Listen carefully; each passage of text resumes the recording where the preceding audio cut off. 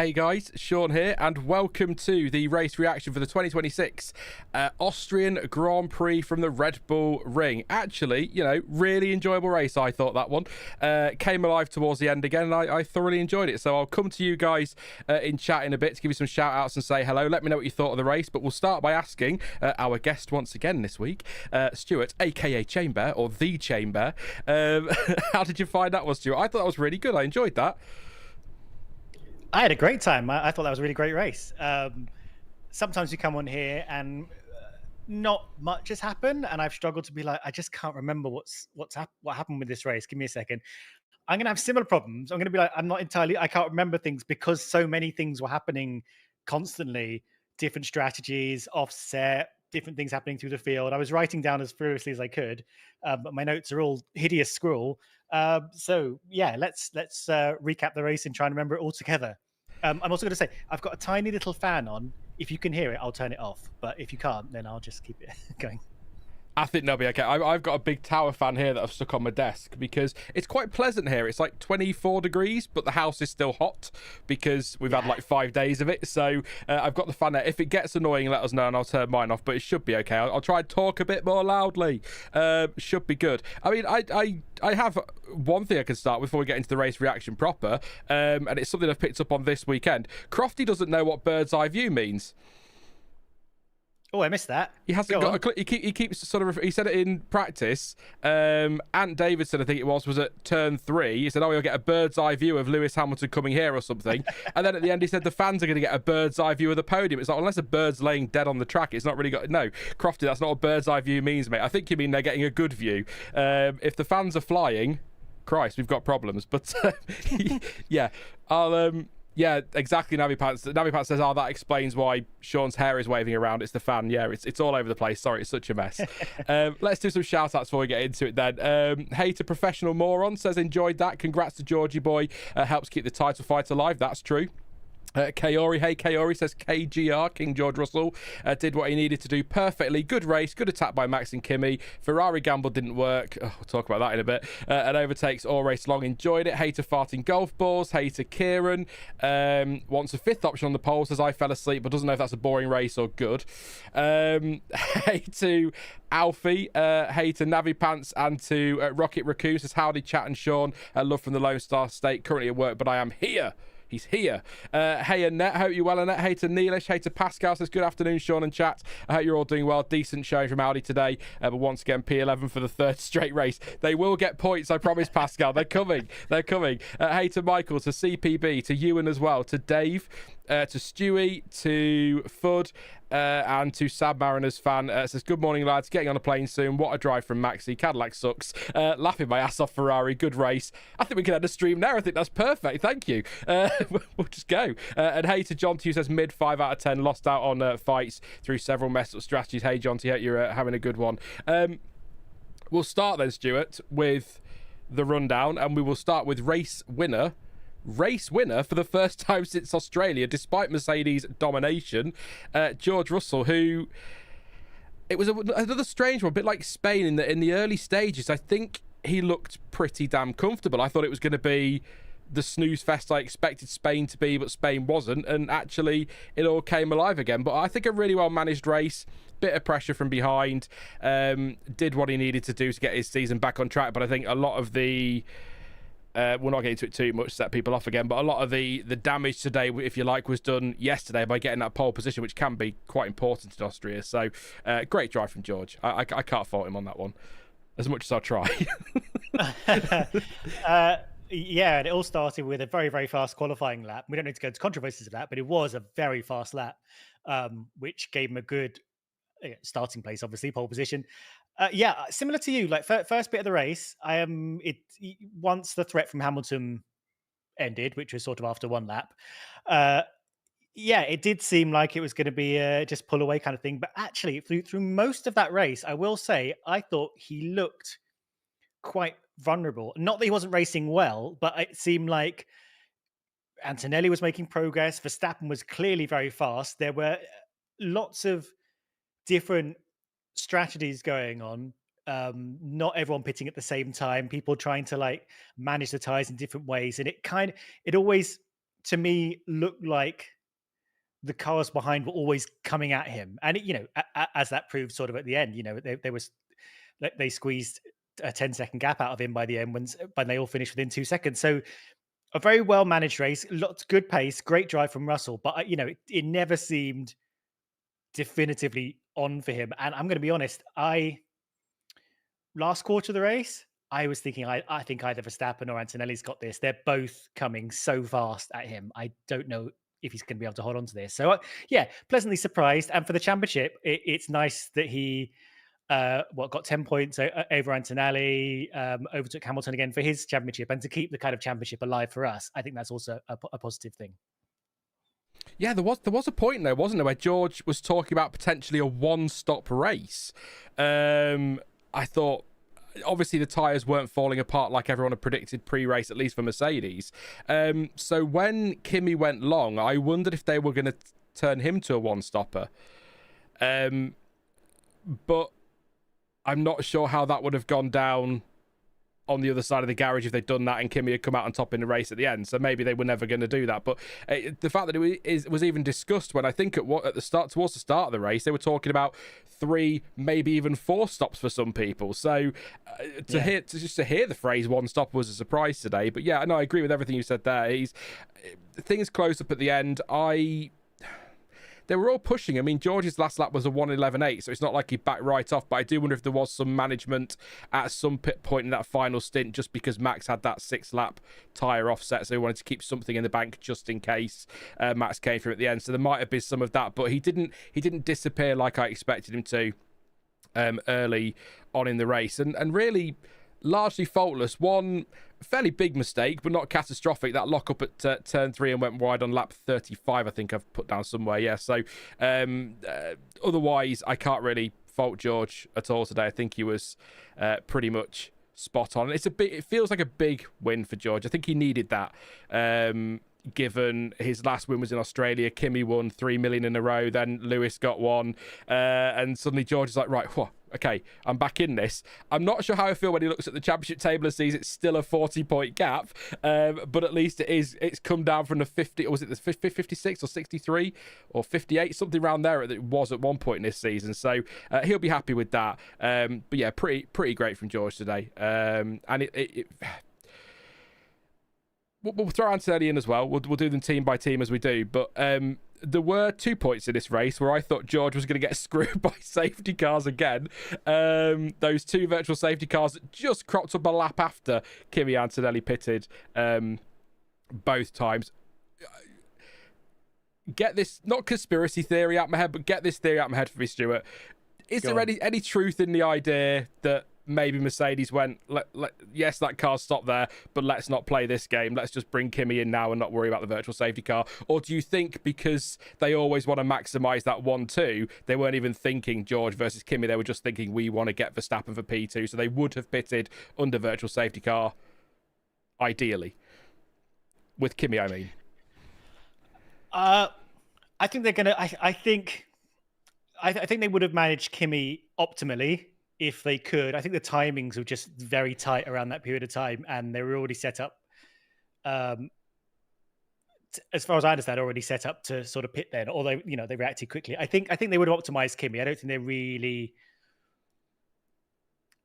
worried yet about sort of keeping them away from each other. Yeah, I think they obviously, I think they don't want to crash, and I think they're clinging onto the desk with their fingernails every time they're close to each other. But I don't think they're at the stage yet where they're actually just trying to keep a distance between them. I think they would have given Kimi the best shot he could have had. Yeah, I should say I wasn't convinced on that point myself. It was just something I thought maybe, and it might be worth mentioning the reaction. Wind somebody up in chat, I'm sure. But yeah, no, Kimi today, I think, outside of the first 2 laps, I think he drove very, very well.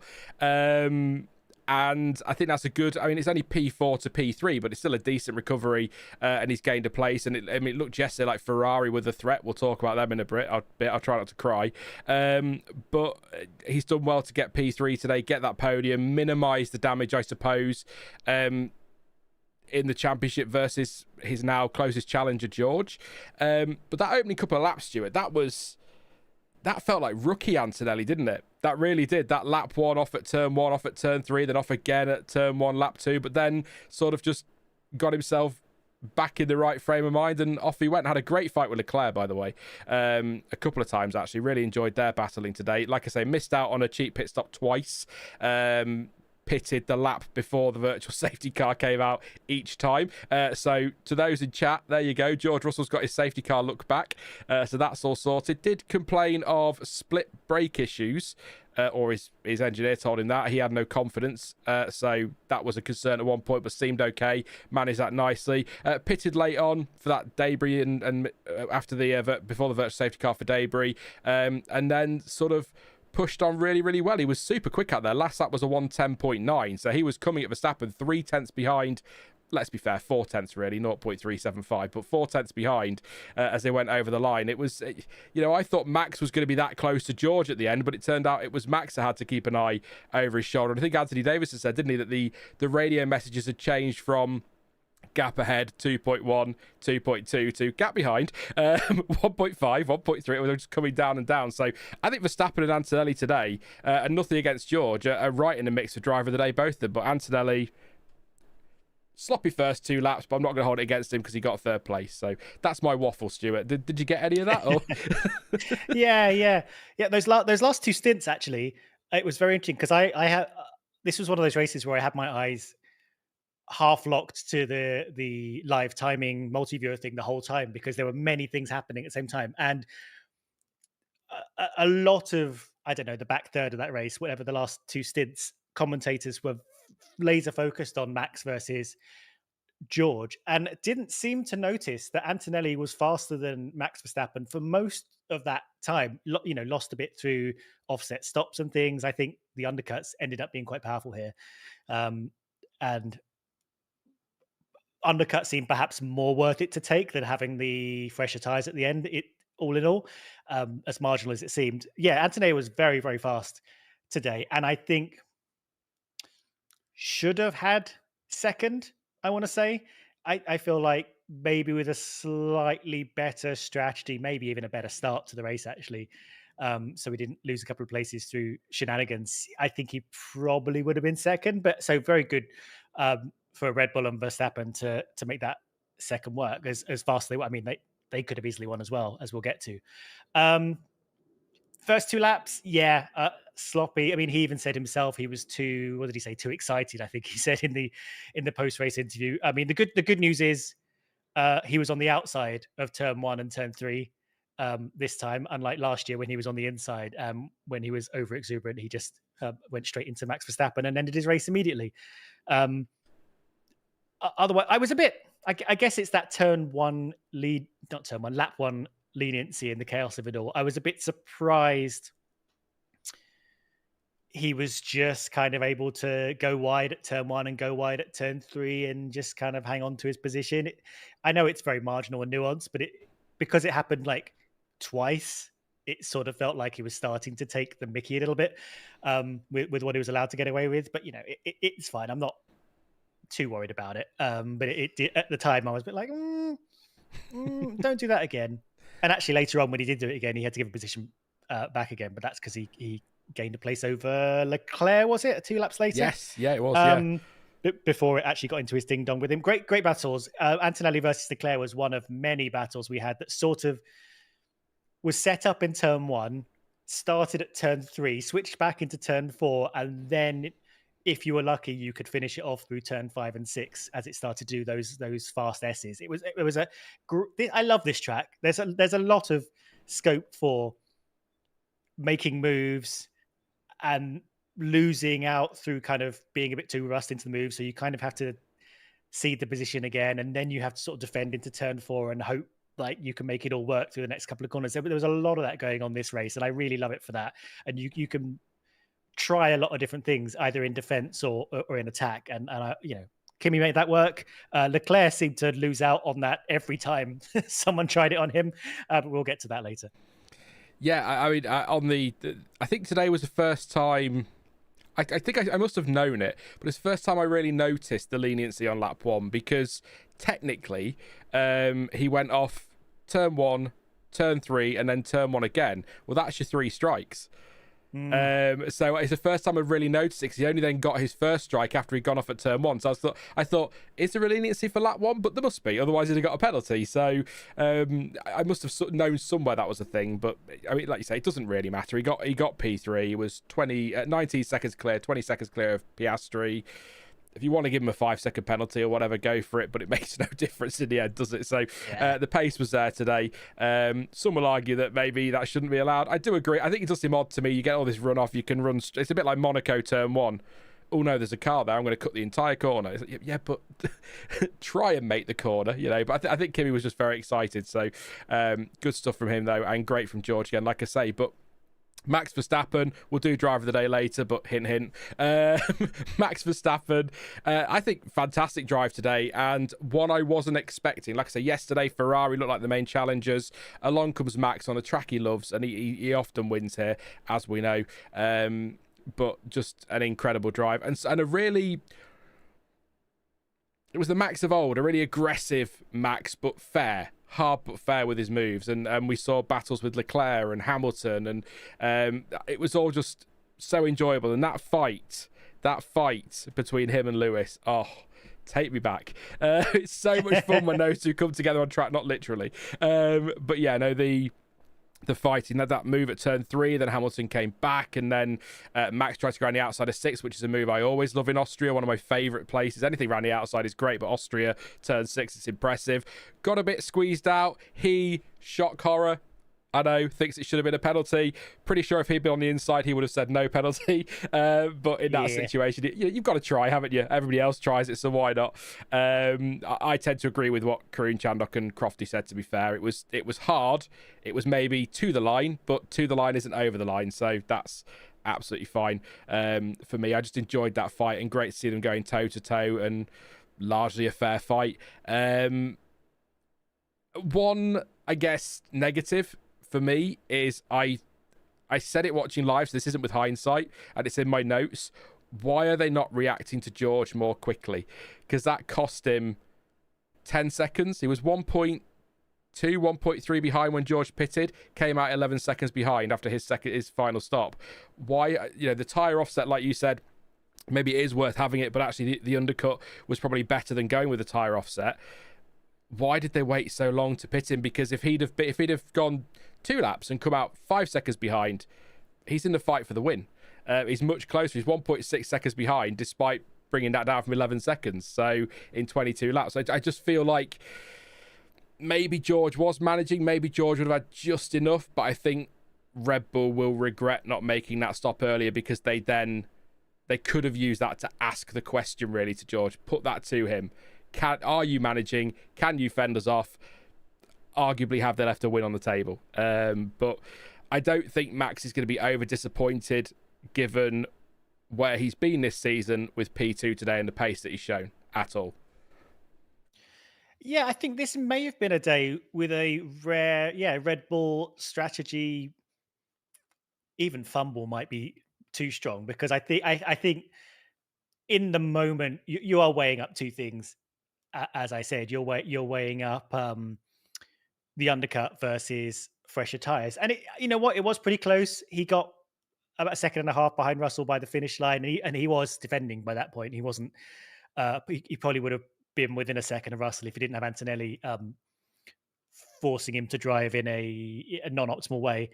And I think, with my hindsight, I think maybe Red Bull underestimated their own pace. I think Red Bull were faster than they thought they were, and maybe they thought, okay, the only way we're going to beat Mercedes is with the tyre advantage. So let's take the hit with them undercutting us and then come back at them strong, because Max has been good on his tyres or whatever. Whereas actually maybe it would have been good to mirror or be close with Mercedes strategy and just keep applying the pressure to Russell. Don't let him manage his car. Keep him, pushing every single lap, because Russell did make mistakes even by himself. He didn't have perfect 71 laps. It's hard to do anyway. So I think maybe that would have been the better strategy for them. And they could have won this race somehow. It was definitely in there. They were close enough that one mistake from Russell, a little bit better strategy from Red Bull, it would have made all the difference for them. So I think they'll be optimistic about that. And yeah, that battle with Hamilton was very impressive. It's a little bit easier to savor now that we're not in 2021, and they can have a nice fight, pushing each other to the edge of the track and not giving any quarter, but without all the tension of like what was bubbling up in the championship at the time. So it's really good, fun, hard racing. And what I especially liked was lap 22.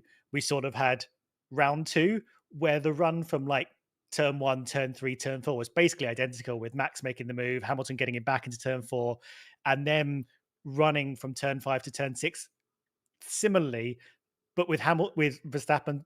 It seemed like, okay, I've learned from last time.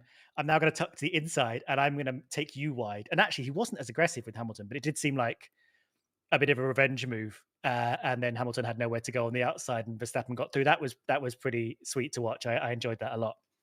Yeah, a bit one of those. Lewis pushes him wide, then Max goes, okay, if that's how we're playing it, then that's how we'll play it. But they both, I think Lewis's was clean enough. I think Max's was clean. I loved that move at turn 6. That was that was one of those, and I mean this with the greatest of respect. If that's Lindblad and Bearman, that's a crash. Yeah. Just thrown in there at turn 6. Lewis knew what to do. Max knew what he was doing. I really enjoyed that. I'm going to pause for a second. I have to call this out when I see it because it's hilarious. Surprises no said yabba dabba do, right? YouTube now has an auto-translate function done by AI, yay, in the chat, and Yabba Dabba Doo has translated to, oh my god. Who knew? There you go. That's the Flintstones language. Yabba Dabba Doo, oh my god. Anyway, sorry. It was happening yesterday. Somebody put something in. It's translating things so weirdly, and it's quite funny, but anyway. Yeah, great drive from Max. Just the strategy, the question mark, but again, I don't think you could take too much away from Red Bull's race today. I mean, where they've been this season, that's quite the turnaround. So the update has at least worked in Austria, but I'm not going to talk too excitedly about the update because we thought the Ferrari update had worked brilliantly in Barcelona, and it did, and then today happened. So it seems to be that it's just so topsy-turvy, and I love it. I absolutely love it. All right, Mercedes are arguably dominating with all the wins, but I just love the fact we don't know who the second team's going to be every weekend. But fantastic from Verstappen. Also, I think a really great drive from Hadjar today. Isack Hadjar. Yes. I've lost him on the chart. My chart's gone funky. There he is, top 6. I think he's been told the same message as Gasly and Albon and co. You don't need to beat Max, you just need to be close to him. And I think he was close enough to him today. Sure, all right, 28 seconds off him, but it's Max Verstappen, for God's sake. I just think Hadjar drove really, really well. Some nice little battles as well. I've not got huge notes. I will say this, in terms of battling, it might have been a fun battle between Hadjar and Leclerc at turn 3 on lap 57, but we'll never know because the director cut to show us the back of a lad's head for some reason at turn 3. So I'm not sure why that is. So maybe it was a great battle at that corner, don't know. But it did continue down to turn 4, and Hadjar got through. Leclerc, obviously, at that point, really struggling and not happy. But I think Hadjar drove very well this weekend and certainly today, and sort of is continuing what I think has been a reliability problems aside, a really strong start to the season. So glad to see him up there. Just I'll say it now so people don't think I'm giving him too much praise. He does need to be close to Verstappen. He does need to be closer than 28 seconds off him, but it is only his 9th race in that car. So or at least as Max's teammate, it's Max's 8th or 9th race in that car, but it's a big one against Max, isn't it? So we've seen very good drivers fall, and Hadjar seems to be holding his ground quite nicely. So maybe a bit less pressure in that team as well, with certain Austrians no longer there. It's a nice way of putting it. Yeah, and the thing about the Hadjar is also close in qualifying as well. Like they were through Q1, Q2, Q3, they were pretty close to each other. In fact, Hadjar was nearly the only one of them to make it into Q3 after Verstappen played it fast and loose with the few sets of tyres he had. He is 28 seconds behind, but there's a lot that goes into that. There's a bit of a sort of strategy. He was among other cars more than Max, and maybe isn't quite as refined in his aggressive racecraft as Verstappen is, but there's definitely something in Hadjar that seems perhaps quite edging on special. I think there is something there in Hadjar. Maybe I think we're going to see more of his as time goes on, and I get the feeling he doesn't feel, possibly like you say, with a few missing personnel from Red Bull, doesn't feel the crazy pressure that some of the other second drivers have had. So he can actually just knuckle down and develop and stay close and stuff. I mean, it also maybe helps that Red Bull aren't really in the fight this year, so he could just like get as many points as possible when he's not like tanking a championship by not delivering one half on his side of the team. So that also helps, and adds to the pressure. But yeah, I've been enjoying watching this year. I enjoyed some of his races. He seemed to be in the middle of a squabble with Piastri and Hamilton at one point, which is a hell of a battle to be in. I'm quite impressed. Weirdly, Multiviewer did something weird just before I took a screenshot of it at the end, and he's got his strategy down as 0 laps on all of the tires he used. So I'm not exactly sure. I can't remember anymore exactly what he did. But yeah, and on TV direction, here we go. This year they have. They've been making some weird choices sometimes, and in crucial moments have chosen to go artistic. It was one of the early races where they decided to have this really low camera where you could really see the cars going over like a bend. That was annoying. This race, the back of someone's head, the drone cam was quite cool, but often not as clear as, some of the normal crane cams.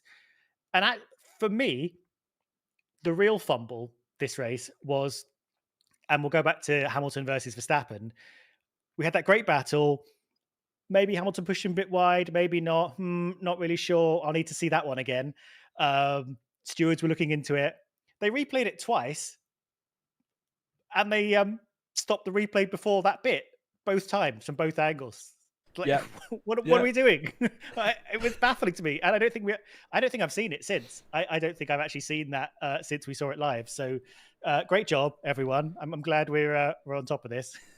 Well, wasn't there because the drone shot again? It's cool to see the drones being used, but wasn't there an overtake where Hamilton or Verstappen was going past either or on the run to turn 4, because we cut to the drone shot and the drone wasn't pointing it there. We had to wait for them to come into shot before we saw them, and it's like, I like drones. I think drones are cool. I'm weird like that. I just do. But I'd rather just see a helicopter shot or a normal camera shot when something like that is happening. If it's a bit of a boring race, get the drones out and do some moody, clever, arty shots, and then that's fine. When we've got action, we need to see the action, and we certainly need to see replays of controversial moments like that. That was ridiculous. Even Crofty was moaning, wasn't he, in the end? So he's had a dig at Mazepin this weekend, and he's been complaining about TV direction. He's probably sulking that he missed out on Hamilton's first win for Ferrari last weekend or the weekend before. Probably throwing his toys out the pram. But great stuff from Red Bull, I think. Update worked very well in Austria. We'll see what happens next week at the British Grand Prix at Silverstone. Stuart, is Silverstone next week? The British Grand Prix, Silverstone. We're at Silverstone, the British Grand Prix next week. Yeah, Silverstone. Someone should have said something. Every session. Constantly. Anyway, good stuff for Red Bull. Third team today, McLaren. Really odd race. Not a bad race, just an odd race for me. Norris seemed to be in a little bit of a quiet one. We saw bits of him. He tried to extend early on, or around lap 20, told to extend. Said he couldn't go much further because he didn't have the pace. They then pitted 2 laps later, so didn't really extend by much. Put the hards on. A slowish stop at 3 seconds for McLaren. Lock up at turn 3 after the stop and went wide, but quiet race. Wondered if he was trying a one-stopper and managing pace, but no, pitted again, and then had this weird thing where he was coming to the pits and overtook Stroll on pit entry because Stroll was retiring and was slow, or you could just say Stroll in the Aston Martin was slow. It could be either. But yeah, he went past him, and the stewards had a look. They let that go. So a weird one for Lando. But Oscar Piastri, I think actually, while we didn't see masses of him, we saw a bit of him. I think he drove really, really nicely today. Slowish first stop.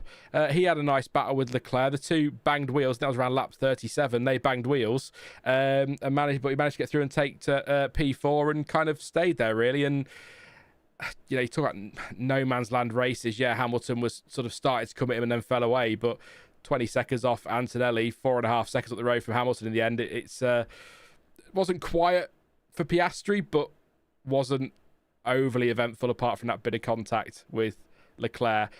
This is usually the point in the stream, if you knew, where Stuart goes to his notes and go, well, actually, Piastri did, and I'm wrong. But that's how it felt watching it. McLaren didn't have the pace today for a podium or to challenge for the win, so they did what they needed to do, get it to the end, and hope that something happened ahead. Which another couple of laps, those three tangling, it could have done, and Piastri could have been the winner. Yeah. I mean, he was in it. It kind of felt like McLaren did a very normal race for them. They went at the pace they could go, took the stops as were optimal to them, and everyone else was kind of moving around them, doing their slightly weird strategies. So Piastri in particular tended to get into fights just because other people were on alternate strategies around him, and then he'd sort of overtake when he had better pace and then kind of be overtaken as other cars were moving back through with their fresher tires. Otherwise, so I think like Piastri was sort of got involved in stuff just by accident. A little bit of a curious race. I think it felt early on this weekend like McLaren might be contenders. They seemed really fast on Friday and started to drop away a bit as maybe Ferrari turned their engines up and Red Bull got their act together on the Saturday. I think I was expecting more of them. I was very surprised by Norris, who just seemed to, I don't know. I did say like about 60 laps into the race, I kind of forgotten about him. And I sort of already remembered when he got involved in catching up Leclerc at the end with a sort of a slightly later stop at the end. I'm kind of a bit lost with McLaren. Every now and again, we sort of say, they've made a breakthrough. They're going to be within touching distance. They're going to be winning races against it. Oh, maybe McLaren are back now. Maybe they've got over their things. And maybe they have. But, I mean, they're 4th and 5th in the championship, the drivers. They've got, they're doing fine. But I just sort of, I'm not really noticing them. And every now and again, they're sort of in decent, I notice they're in decent positions, roundabout. Just a very strange team at the moment. Dare I say they are sort of where Ferrari have kind of sort of been the last few years, where they're like, yeah, they're good, they're delivering points, you see them every now and then on the podium and things, but then you kind of forget that they're there for a bit when they're sort of in their kind of not wilderness years, but kind of good but not good enough phase. And that's kind of what this race was today. I'm expecting more of them as the year has gone on, but I've sort of been expecting that every weekend, including this weekend, and they haven't quite been there. Do you think they'll win a race this year? Do you think it'll come to them eventually? I sort of feel like anyone in the top 4 teams could win a race this year. It's that open behind the Mercs, but even though the Mercedes have won all but one race this year, Max is only 1.6 seconds away today. Other races, Norris and Piastri have been in, or Norris has been in the fight, Piastri's been around there. So I feel like this is one of those weird seasons where, because that Mercedes isn't bulletproof and they're not perfect every weekend, opportunities are going to crop up for everybody. So I think Verstappen will win. I think we'll get at least one of the McLarens win. I'll be honest, I wouldn't be surprised if we get... It might need a little bit of drama, but I wouldn't be surprised if Hadjar nicks one later in the season. If we get a bit of drama at a chaotic race or something like that and some reliability problems, maybe he could sneak in there because he's doing enough to be sort of in the mix in the top 6, 7 consistently. So, I think I'll say yes. Yeah, let's go yes. Let's be positive. I'll say yes. But, tough for them then. I'm not convinced at the moment on pure pace, but I'm also aware that, like you said there are some weekends where they turn up and they look like a threat. Next week they might be the biggest threat to Mercedes. It's just such a strange season, isn't it, in a battle for P2. So I'm kind of loving that. But I will say, I don't know if, I haven't seen the press release, if Norris was carrying any sort of issue with his brakes. I had a problem on the grid with them, so whether he was having to nurse any of that. I would like to think if that was the case, McLaren would have not taken the risk for 7th place in the end, and would have, because your brakes go in Austria, it's gonna be a big one, isn't it? Or on the run to turn 3, for example, or something like that. So I'm not convinced. I think if there was a problem there that he was having to nurse, I think they would have just retired the car. But we'll keep it out for press release, see if anything comes through towards the end. But yeah, a bit of a strange one, McLaren. But do you think they'll be happy with? Well, they'll be happy with 4th, won't they? Do you think they'll be content with the way the race was managed for Norris, given the lack of pace this weekend, to take 7th? Or, I mean, if I'm team boss, if I've got one car 4th, I'd want the other one 5th, if that makes sense. I think it's tricky because, as you said, I mean, it is pretty close, these top 4 teams. I think Norris could have only been one place worse, realistically. There was a gulf between the top 8 and 9th place in this race. So you could look at it that way, like Norris is only one place better than the least possible expected result for him. But, Hadjar ahead, Hamilton ahead. Yeah, they were close, so he could have been 5th if something had gone a different way. But I think right now they might be content with knowing he was pretty close to being 5th behind Piastri, and then 4th and 5th. Pretty 4th and 5th as kind of potential results for where they are right now. I think they would take. I think they think, okay, that's roughly where we are. 5th to 7th was kind of pretty close. So I don't know. They probably lost a few points, but seeing as they're not in a championship fight right now, and probably we're not going to see a sort of magic turnaround halfway through the season and suddenly every point turned out it mattered and Norris might lose by 3 points at the end of the season. I don't think we're looking at that future right now. So I think in terms of McLaren saying to themselves, where are we right now? Are we developing well? Do we have a decent amount of pace? I think they'll be reasonably happy, but obviously wanting more. But I don't think they'll walk away from Austria thinking this was the worst possible result for us. Got their flippy rear wing next week. They're joining the club, so maybe that's it. We'll see what happens. Let's take some of your comments on the top 3 teams, and then we'll move on to the rest of the point scorers, and then on to the rest of the field, which, with respect to the rest of the field, it won't take long. I've got next to no notes on anyone else, all the focus at the front. I'll just read some of your comments before we move on. I don't like to ignore the chat too much in these. I forgot to mention, Stuart, the auto-translate is only visible to me, so I sound crazy. Yeah, I can't see it. Them. It's really weird. Yay for AI. It's so good. Seemed annoyed during the interview, did Isack, according to Kaori, disappointed with his own quali. The shot of the guy's head would have been amazing if the cameraman was 30 centimetres to the left, says Neelish. That's a good, it would be really arty, that one, wouldn't it? Not a lot of reaction there, because I think it wasn't he a Haas fan, that guy, so probably really, really enthralled by the battle for 14th, 15th and 16th in the end. But they should have cut away from the drone 2 to 3 seconds earlier and it would have been great, says Neelish. Bring on Silverstone, says Kaori. I don't know Hadjar is. He could be a top driver, says Chris. I don't know Hadjar is. He could be a top driver. Yeah, sorry, it took me a minute to. The words are all there, Chris. You did nothing wrong. It was me just being stupid. It's okay. I think there's something in Hadjar. There's something there. I agree with. I think Stuart said that as well. So I think there's something about him. So and I love his fiery team radios when he's just had enough. Something's going to explode. Calm down, man. I got the feeling Lando was just feeling down on himself all day. Says Fudd. Even before the race, he'd given up. Neelish thinks Hamilton should have gotten ahead of Piastri. He was closing in late on, wasn't he? The gap was coming down, but then he the last lap he was 4/10 slower, so that sort of fell away in the end and came to nothing. But surprises no says, do you think Ferrari could have put off a 2-stopper instead of a 3-stopper? We'll get to Ferrari in just a moment, trust me. J Gem says Verstappen's pass on Hamilton into 2.6 was usual, appalling driving from him, having gone down the inside fine, then directed his car at Hamilton, presumably has revenge for being fended off earlier. I disagree. If he'd have given him a shove into the gravel, yeah, but not for me. I disagree on that one, but to each their own. No safety cars, 2 VSCs. Seems like the gaps then are on merit for the most part, says Jamie, in the top 3 teams. I think that's fair, Stuart. Do you think the gaps between the top 3 teams there, Mercedes, Red Bull, McLaren, they're on merit, as in car pace this weekend? It definitely seems that way. Obviously, there's nuances to that. It's not like it's like pure speed or pure cornering. There's also like management of across an entire race distance, which is something I'm definitely going to get into when we get to Ferrari in a minute. But yeah, in terms of all of that package, I think that's roughly where they are.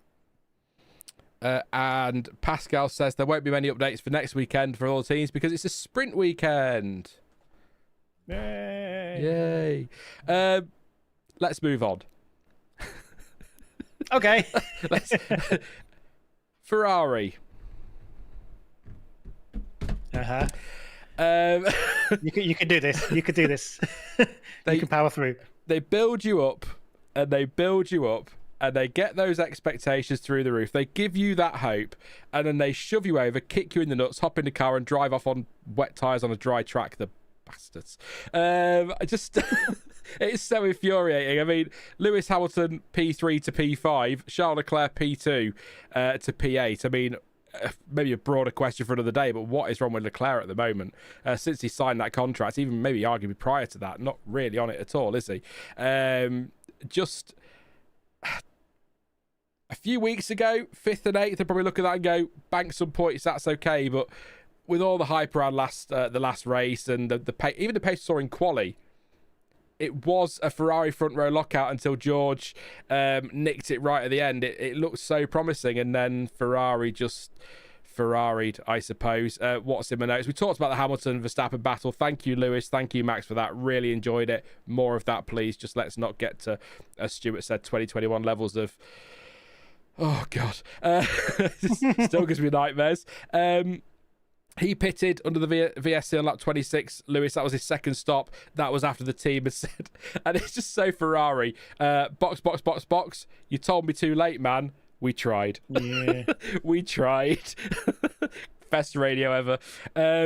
I will say, though, if we want to give out an award for save of the day, Lewis Hamilton's snap of oversteer at the entry of turn 9 was enormous on lap 39 and somehow kept that out of the wall. So if we're giving out an award for save of the day, Lewis gets that one. I think I haven't seen his interview. I think he'll come away from today quite disappointed, but I guess it's 10 points, so it's something.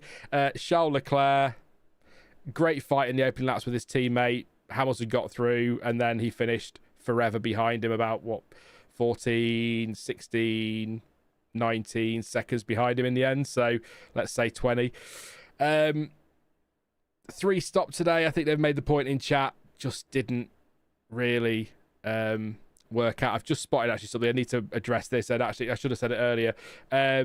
Anthony Davison, according to somebody in chat, where are you? Fud says Anthony Davison on Sky was looking at Hamilton's moment in the final corners. He didn't close the Macarena wing in time. It seems like Ferrari are doing it manually. So it wasn't oversteer, it was the wing that wasn't closed yet. So thank you. I should have said that before I went into that. Thank you, Fud. So the wing hadn't closed, and that's why he lost the car. So that must be being done manually, which is odd. Is that allowed? I need to refresh the technical rules, but I thought like it has to close under like release of the throttle or putting the brake on. I thought that was part of the rules, so I'll double check that at some point. But yeah, interesting if that's true. Was it confirmed that Max's wing also didn't close properly, but that was a failure when he had his qualifying accident? I know I didn't read into that. I know I saw a headline that it was a car problem.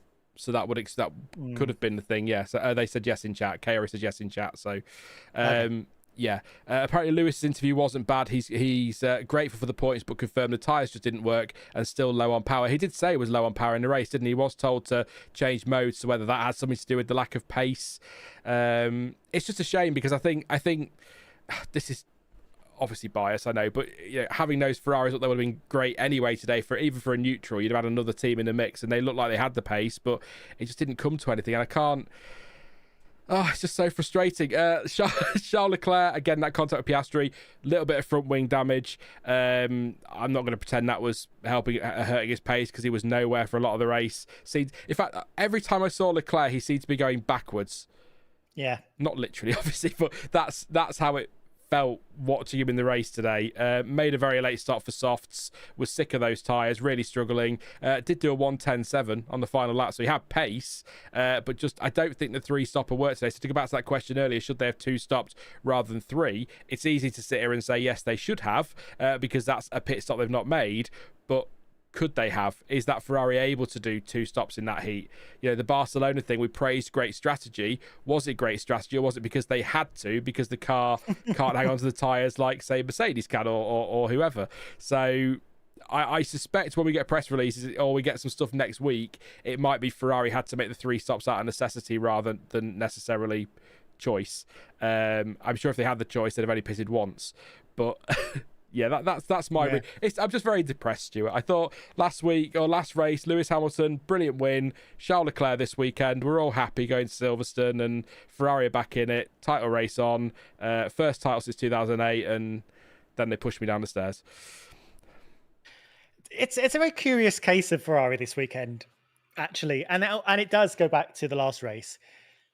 And I don't like to quash anyone's fun, so I was sort of a bit quiet, really. But there was a lot of the kind of classic, I think, and I'm not trying to shade it particularly, but I see a lot of clips of commentators, F1 influencer types, and there tends to be among sort of social media and influencers this very strong recency bias in Formula One. So there were a lot of people who came out of last race saying Ferrari have arrived and they've got their new upgrades coming anyway. So Mercedes are going to, just be having to fight them off for the rest of the season. This is it now. Ferrari has stepped up. Leclerc is washed. Hamilton's leading that team now. This is the few, and I think that we ended up expecting a hell of a lot from Ferrari this weekend, especially with these supposed upgrades.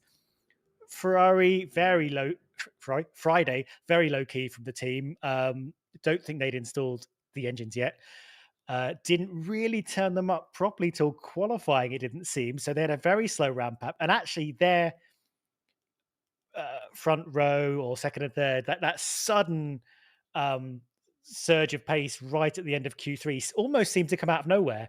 Actually, they didn't seem like that's where they were going to be. And they got a bit of help from the red flag because Antonelli bailed out and so on. Maybe they would have been second row. So we were still expecting quite a lot from the race.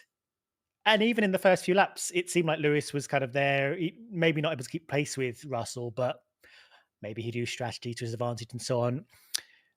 The impression I got, and I guess we'll have to wait for the press release to get more information on that, is they just weren't able to cope with the heat, or at least the how tough this race was. They had to turn the engine down. They weren't able to make the tires work for a long periods of time. They clearly had pace. I mean, especially if you watched Hamilton, when the periods in his stints where Hamilton did have the car, he did have the tires, and he didn't have to turn the engine into TS mode or turn it down or anything. He was fighting. He was winning battles. He fought with his teammate 3 times, I noted, which once again, Ferrari seemed, as they did last year, kept strategizing in such a way they kept forcing their teammates to fight with each other, which I find very funny. They did have a pacey car. They just didn't seem to be able to manage it over the long period of race. And I'm not yet sure if they were forced into the 3-stop, as you suggested, or if they were just like, well, last race, we made that work. We offset ourselves with the others, and we just made sure we were faster at all times and took the hit on the pit stops. And maybe it was a bit of both. Maybe they thought they could make that work again, but it just seemed clear today they just couldn't deliver over the course of a whole race, and we're just doing a whole lot more management than anyone else in a way that we definitely didn't see from Mercedes. Mercedes just seemed to be able to push throughout the whole race, and that's why they seem to be a lot less catchable. Yeah, no, I agree with that.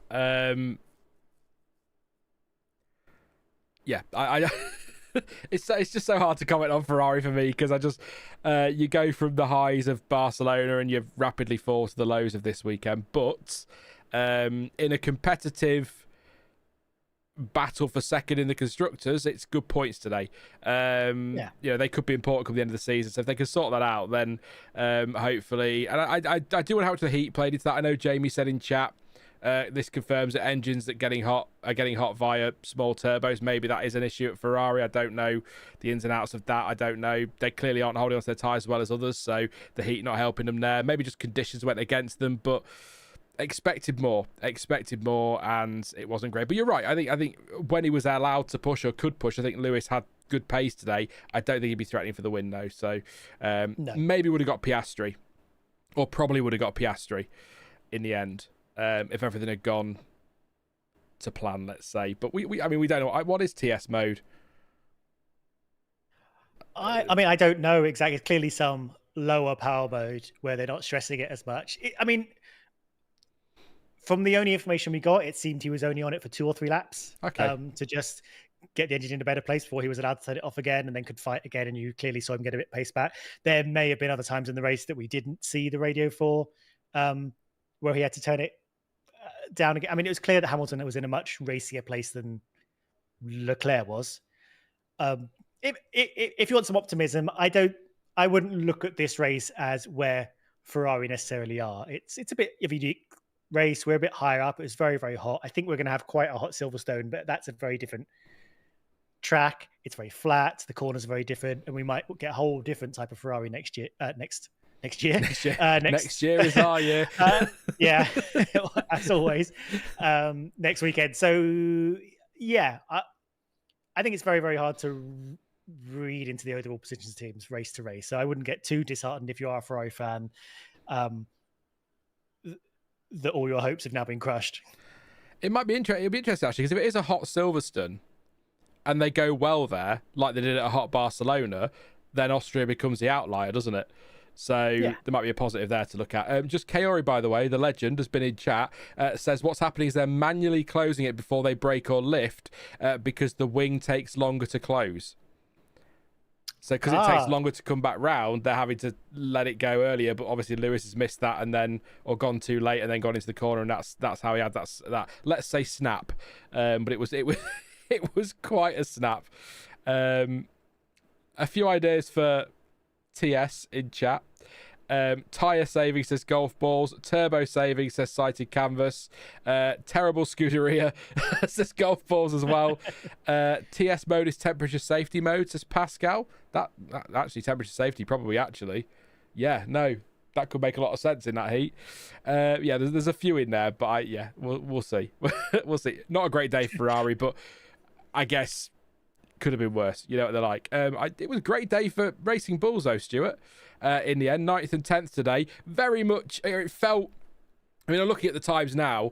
I think it's probably fair to say it was top 4 teams, Racing Bulls, Gap, everybody else.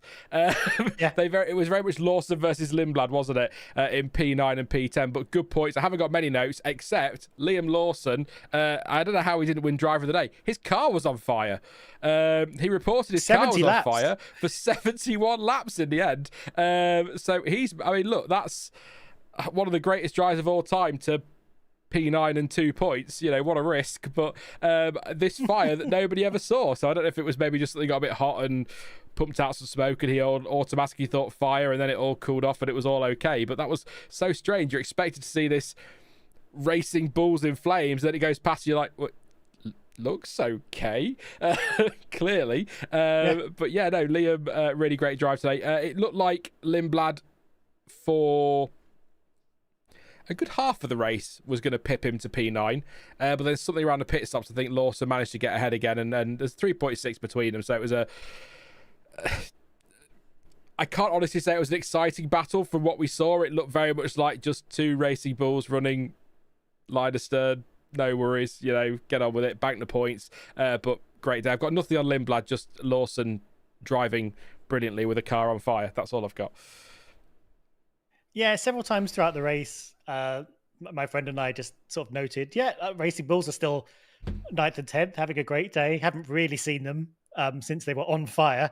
But clearly, I do wonder if they were kind of realised what position they were in, that sort of they were unchallenged for those 3 points. And I wonder if Racing Bulls just said, maybe just bring it home. Maybe just let's not fight over this. Let's just get the cars home. I'm just looking at the race trace, and they were basically nose to tail from lap 20 onwards. Don't look like anything much happened between them. Great day for them, really. They've been solid all year. Just unspectacular but solid. Anything happens with the cars ahead, if another Mercedes engine blows up, if eventually the 2 Ferraris do run into each other, like they're going to be picking up even more points. So yeah, good day for them. Not much else to say because we didn't see them much. I just sort of every now and again looked at the timing screen and noticed, they were still there doing their thing, blocking Audi out from getting any points again. As Poor is Pascal. tradition. Yeah. I mean, but before we get to the rest, I will say it does feel, or it does seem as though it's between Racing Bulls and Alpine for best of the rest, doesn't it? P5.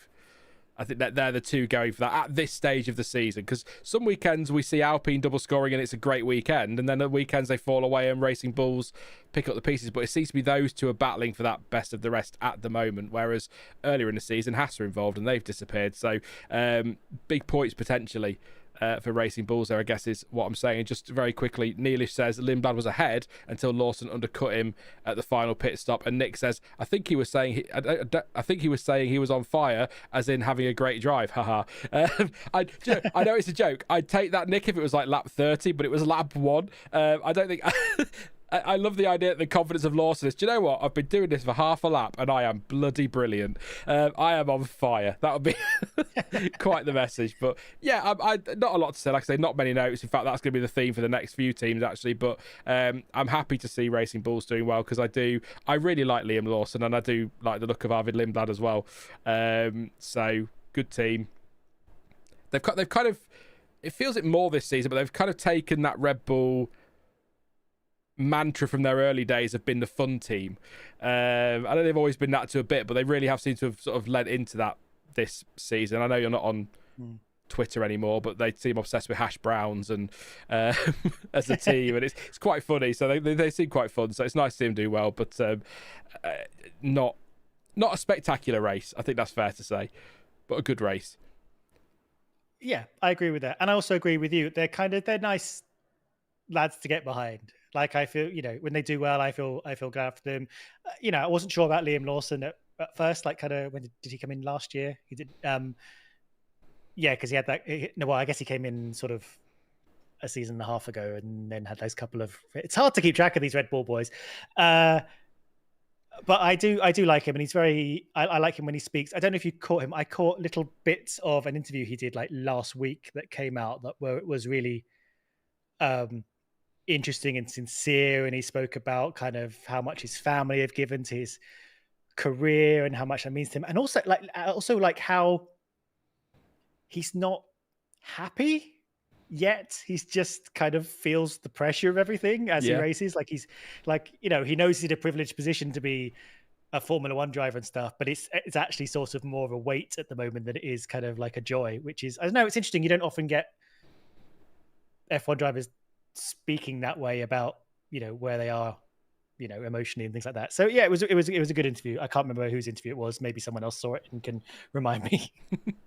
I will say Nick has just said that apparently both of Lawson's messages about the car being on fire did come after he pulled moves on the first couple of laps. So maybe he was just saying I'm on fire, or the car is on fire in a good way. So maybe lost it. I was going to say translation, but that's English to English. But you know what I mean? Maybe lost across things a bit, and Crofty getting excited like, oh my God, his car's on fire. It's like, Crofty, it's not. Calm down. It's not like him to get excited. If I'm a racing driver, I'm not going to say I'm on fire down the radio. You sound a bit like the doctor from Arrested Development, who was like, he's going to be all right because he's lost his left hand. I'll come back to you, chat shortly. We'll fly through the last few teams then in this rundown. They didn't score points. Audi were at 11th and 12th today. Pascal, like you said again, another 11th place for Audi. Long way off Racing Bulls. 2 stop strategies for both cars.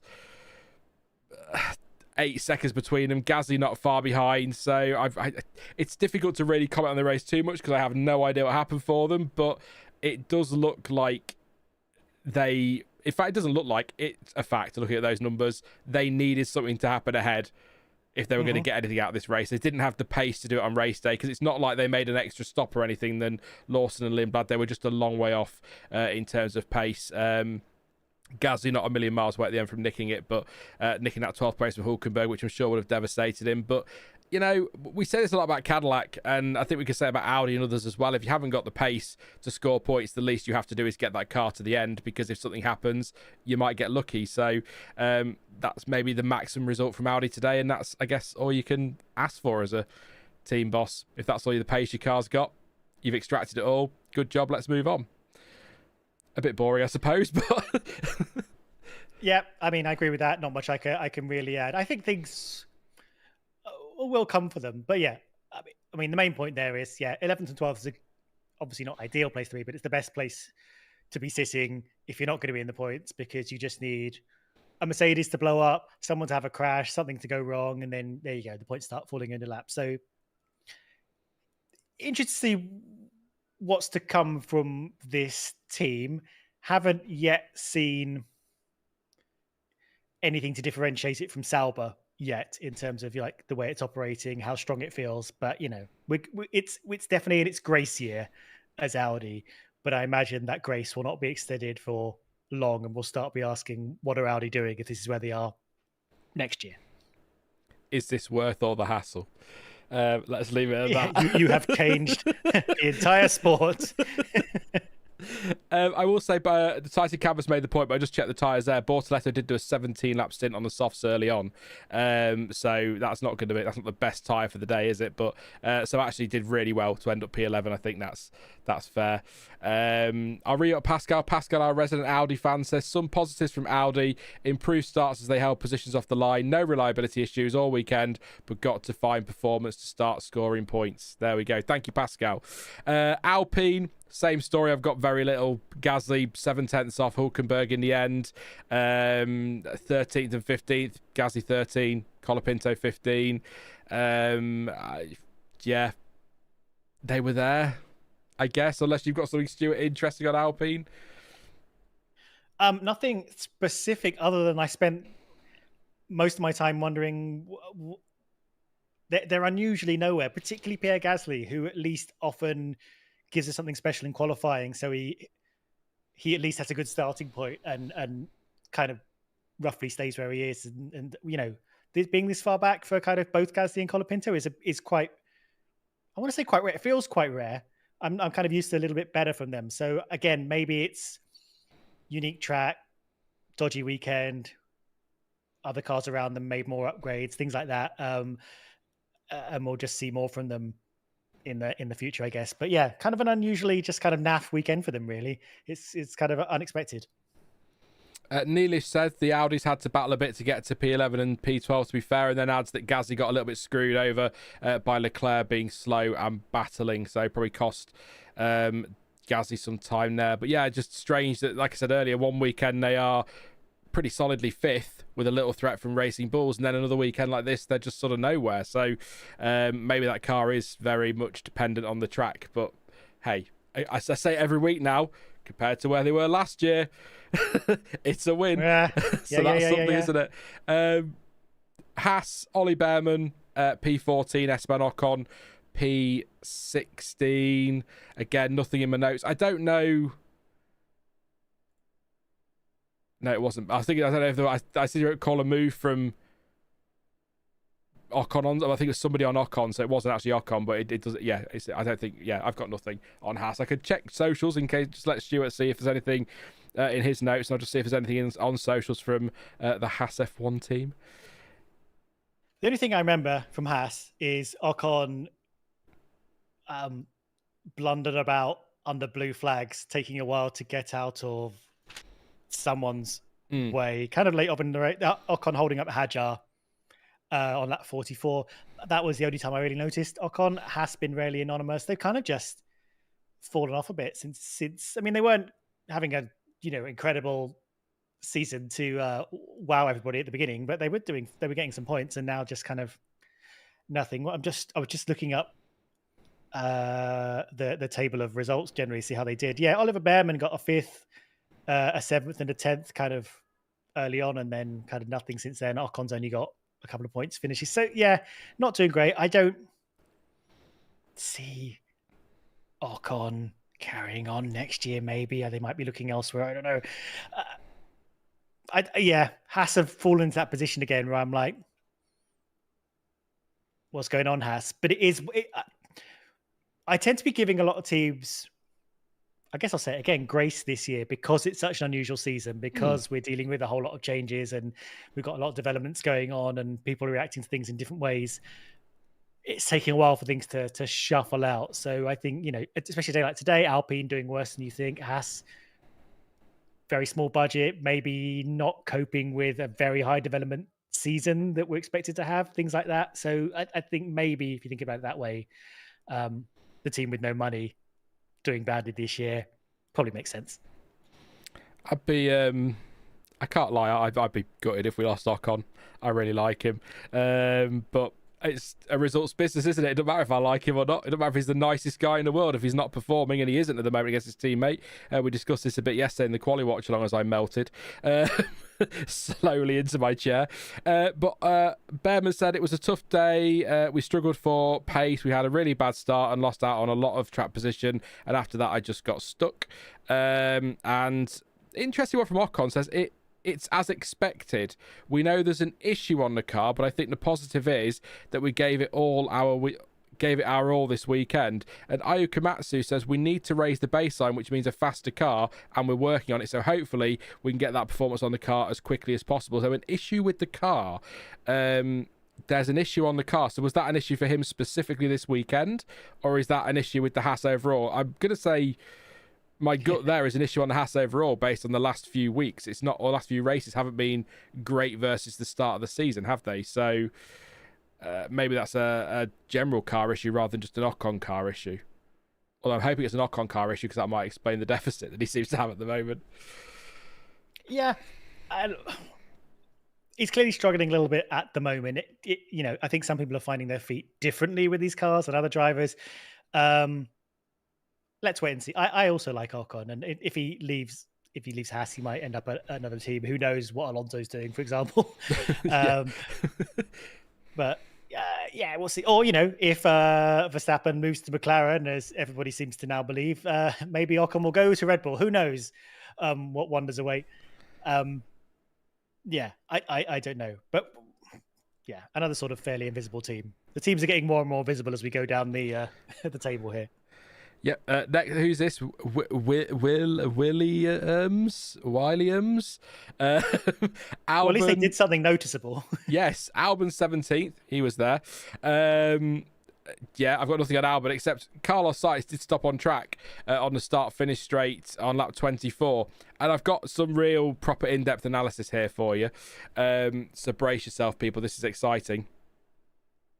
Car made a right odd noise and then stopped. So to me, that was the noise was just a very weird noise, and then it just ground to a halt, and that brought out the VSC. So Sainz then got rolled back into the pit lane, which closed the pit lane for a little bit, but then that was all sorted. But yeah, Williams, we know they're not where they want to be. We know they're not happy at all at the moment, but Alex Albon really has struggled of late. But I mean, P17 today, the only car behind him was an Aston Martin. So Williams nowhere in the end, which is, I mean, they both looked like in Q1 as well, weren't they, yesterday? So maybe just not a track for them. But yeah, a shame because they weren't they on a bit of a run of points up until that point. Or was that pre-Barcelona? I'm just looking at them. So Albon got his last points in Monaco, finishing 8th. I'm trying to find Sainz in the table. So no, they're not. Oh, they're not. Okay. Monaco and Canada were their last 2 bits of points, but I haven't heard much from them lately. I don't know if they're still like terribly overweight and struggling to just kind of, scrape the lead out of that car. But clearly still not where they want to be, working hard to develop it. But Sainz is a little bit later on in his career, but both of those drivers are now kind of like this isn't what they want to be doing with this part of their career, really, I'd say. I know Albon's been part of this project for a long time and it means a lot to him, but it is a bit of a shame that they're struggling. And I hope at the moment where Williams are is a sort of blip on the overall trend we've been seeing recently.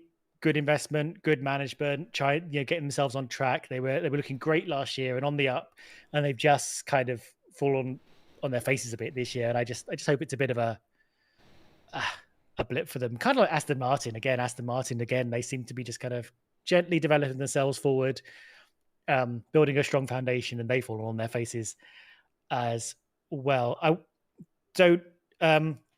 Sorry, did Williams say exactly what happened to Sainz? I've not had the press release yet. I've checked my phone. They're not come through yet. So yeah, but again, that might be another Mercedes-related issue. It seems to be. It's interesting, isn't it? Because going into this year, like from way over a year before the season started, we're like Mercedes is going to be the team to beat. They're going to have the strongest engines. It's rumored they're going to have, really adapted to these regulations really well. And they have, except reliability wise. And it's sort of causing problems for quite a lot of people now. Yeah. Nothing to add, I don't think. I don't remember seeing Albon. I think I only saw Sainz because he stopped. So thanks, Carlos. Good to see you. Hey, you had a good one. Aston Martin are not last. Well, they are last. They're not last in our run-through. They're last, but we're not doing them last. Fernando Alonso finished 18th and last. Pitted lap 26 for softs. Investigated for speeding in the pit lane. Lol. Slam dunk, 5-second time penalty. As Karun Chandok says, at least that car was quick somewhere this weekend. Or words to that effect. And there was actually a bit of a moment in commentary where they said he wasn't that far away from being lapped by the entire field. Yes, you've got the penalty to think of. Yes, the car's terrible. But, I mean, it's just... I said it yesterday in the qualifying watch along. Unless this B-spec car is a beast, I don't see why Fernando Alonso would stick around and do this for another year. He doesn't need to. Go do something else, mate. Go race WEC again or get another crack at Indy. But don't. No. I don't like seeing Fernando down there. But yeah, Stroll pitted to retire lap 47 from 19th and last. And that was the Lando Norris overtaking him in the pit entry moment. But... let's try and find a positive, Stuart. They were a 10th closer to Cadillac in qualifying than they were last time in Barcelona, and Fernando finished the race. Yeah. Hooray! Yeah, I guess. It's miserable, isn't it? Terrible. Oh, I mean, they are. The positive is they're lucky that for some reason this weekend Cadillac built an exploding car that couldn't really go for more than 5 laps in any of the sessions because they got, let's face it, trounced by them in qualifying. I mean, if you just look at Cadillac versus Aston Martin, I guess, I mean, in a way we can kind of talk about them at the same time because they're sort of, through the whole season, been these kind of bottom two that are in a fight of their own for different reasons. I'd be embarrassed to be Aston Martin and finish last, in a field of 10, but to be behind a brand new team that have, barely banged a car together before we got going. Yikes. I mean, Alonso was 9/10 behind Bottas in qualifying. Just, I don't know what's happening with this team, especially when you've got this. They've built this huge factory. They spent a huge amount of money on it. They've clearly been very serious about it. They've poached Adrian Newey, briefly made him team principal. This is a serious effort. There was a brief flash of a moment when people thought, God, maybe Aston Martin are going to be the team to beat. Maybe this is it. They've got what kind of car? Their car came out in the launch. It was all sleek and Newey-esque, and everyone was like, "Ooh, what is this?" Turns out it's a lemon. It just doesn't work, and that's generous. Maybe this, yeah. It kind of feels like if McLaren had let Newey run that kind of 17 or MP18 car back in 2003, if they'd actually let him race that one, this is probably what kind of season they'd be having. Yeah. Shocking. There's not much you can say apart from just disappointment. And I'm with you on Alonso. I think instead of chasing whatever Formula One dream he's been chasing for the last 10 years, he won WEC. He could have spent full seasons at IndyCar and won the 500 that way. He could have gone rallying. He could have done all kinds of things where he would have been successful instead of just being constantly in the wrong team. It's a sort of been a sad waste of Alonso for a long time, and Stroll has been a sad waste of a Formula One seat for a long time. I hate to say, but yeah, that's Aston Martin, and I didn't really see them either. No, to compound it, didn't really see them on track. They've sent their quotes through as we were talking about this. They must be listening. So, hi everyone. Hi Fernando. Please go and do something you enjoy because this is miserable. It says after another tough race. Sorry, nothing we didn't expect. Valuable to finish the race. Continue collecting data and keep improving operationally. This is He never said that. Sod off. We have made some progress in some of these areas over recent weeks and can hopefully continue so that we are ready for when our upgrade arrives. Trouble is, Stuart, I said this yesterday in the upgrade, even if the B-Spec car arrives, other teams have got their B-Spec car already. Cadillac, we'll get to in a minute, had a 10-point upgrade package today. So even if, amazingly, Aston Martin bring their B-Spec car after the summer break, they're still way behind everybody in terms of development. Really, aren't they? They're not. Yeah. They're not going to. They might close the gap or might leapfrog a team or two, but they're not going to suddenly find themselves towards a sharp end. Or in theory, they won't. It's. I keep coming back to it. I know that the B-Spec car will form the base for next year's car, but I can't help but feel they may as well just put everything into next year's car at this point. Because what kind of season are they going to have from here? Whatever happens. I guess at least you can turn the rest of the season into a highly polished testing. You know, you can test how many races we got left, probably about 37 or so. Yeah. You got several full race weekends over which you can test cars, bits, shapes, ideas, even if you're giving up on this season. So, why not do both? I think you can do both. They're kind of like the opposite of Red Bull, Aston Martin, because they keep adding things to themselves and only getting slower as a result. Whereas every time Red Bull seem to lose something crucial, they get faster. They got rid of Christian Horner and immediately their season turned around. They've got rid of Honda and made apparently the best engine of the field, whereas Honda are now the worst engine of the field. Like, if they get rid of Verstappen, maybe they'll win a drivers' championship again somehow. They've got I think Aston Martin and Red Bull are kind of in a reverse curse with each other. A conversation for another day, but I do wonder how much Red Bull poaching all that Honda staff when Honda said they were leaving is now hurting Honda. Because Red Bull took a lot of Honda people, because Honda said they were leaving. Yeah. They were done. We're not coming back. It's over again. You dumped F1. We hate you. And then got back together again. And again and again. But Red Bull took a load of their staff because Honda weren't going to be around anymore in F1. Then they chose to stay, which meant they had to fill those vacancies. And maybe they're not up to speed, or that was too late in the process. I don't know, but I just wonder how much that affects it. But Lance Stroll, positives, felt comfortable in the car today and enjoyed my second stint as we managed to tie as well. Wonderful. What a stint it was. Go Lance. Unfortunately, we had a suspected ERS issue, so that's the issue.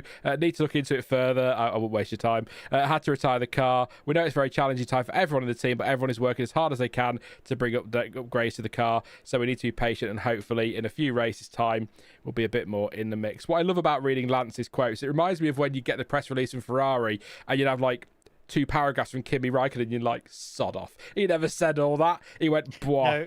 Crap race, and then went, and that was it. Mike Crack just says, hot afternoon in Austria. Completed the race with Fernando in P18. Focus on extracting the maximum from the car.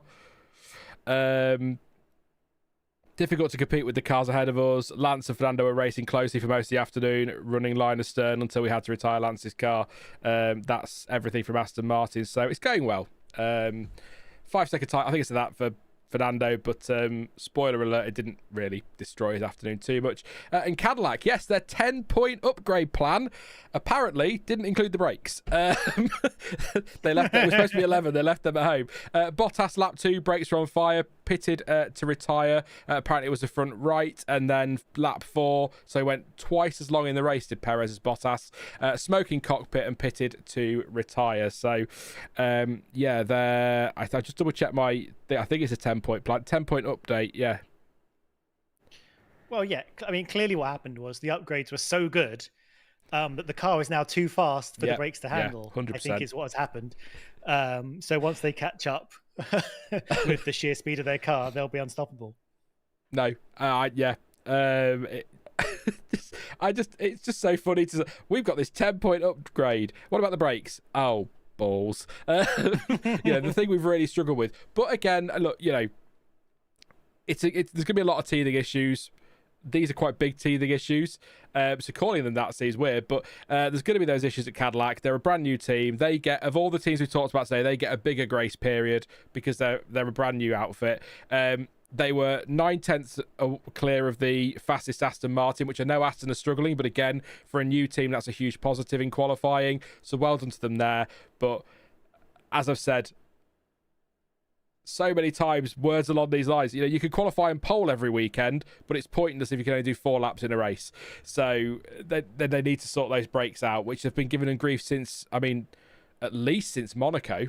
We saw both of them have brake problems there and fires, didn't we? But I feel like there were brake issues before that as well.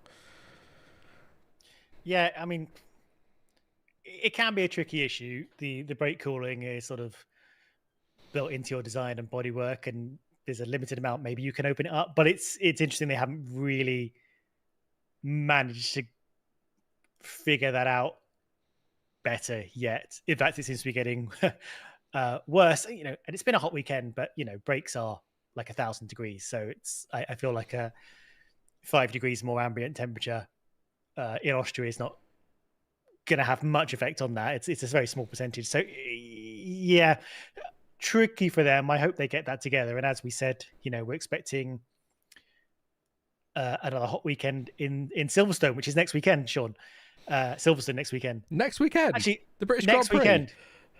Wow. Though the good thing about Silverstone is it's a fast flowing track, so the brakes will get a lot of nice airflow for long periods of the lap, which they won't get necessarily in Monaco, and a lot less heavy braking periods that they had in Austria. So maybe they won't be stressed as much, and they'll be able to use their 10-point upgrades to stunning effect. I just think they need that 11th point, and they might be okay. Let's read your comments then on those last few teams, and then we'll do driver of the day. I think I know where it's going to go, but we'll see. Jamie says, is it too late to remind people that the factory at Aston Martin cost $250 million? It's never too late. Surprises No says, yes, Chamber. Let's not forget about all the money Aston has invested. Apparently you've insulted lemons. So there you go. I think Alonso was almost lapped 4 times. That's embarrassing. I don't think he was far off that, was he? Sighted canvas. Sad Mariners is here to report that got on their plane, and the plane had Wi-Fi and free beer. Nice. Can't go wrong with that. Wow. Trying to find if there's something. Albon did knock the bollard off. That was of note, I guess. Says surprises no. So oh yeah. So the Williams caused both the virtual safety cars then. Nice. That is a very good point. Well noticed. Well, there you go. If you thought it could get any more exciting for Williams, they're there just knocking bollards over. Yeah. Remember when McLaren severely messed up their brake ducts 2 seasons in a row? Yes, that was bizarre, wasn't it? As weird as this sounds, says Jamie, I feel like Aston Martin would be in a million times better position had Seb stayed. Ooh, controversial. I think they'd be in a better position if they hadn't changed their team principal 72 times in 6 days and hadn't got through quite so many technical directors, and Honda hadn't let a load of staff go and then decided they were staying because they're weird and annoying like that. I think there's a lot of things we could point at, and I will. I'm not going to jump into the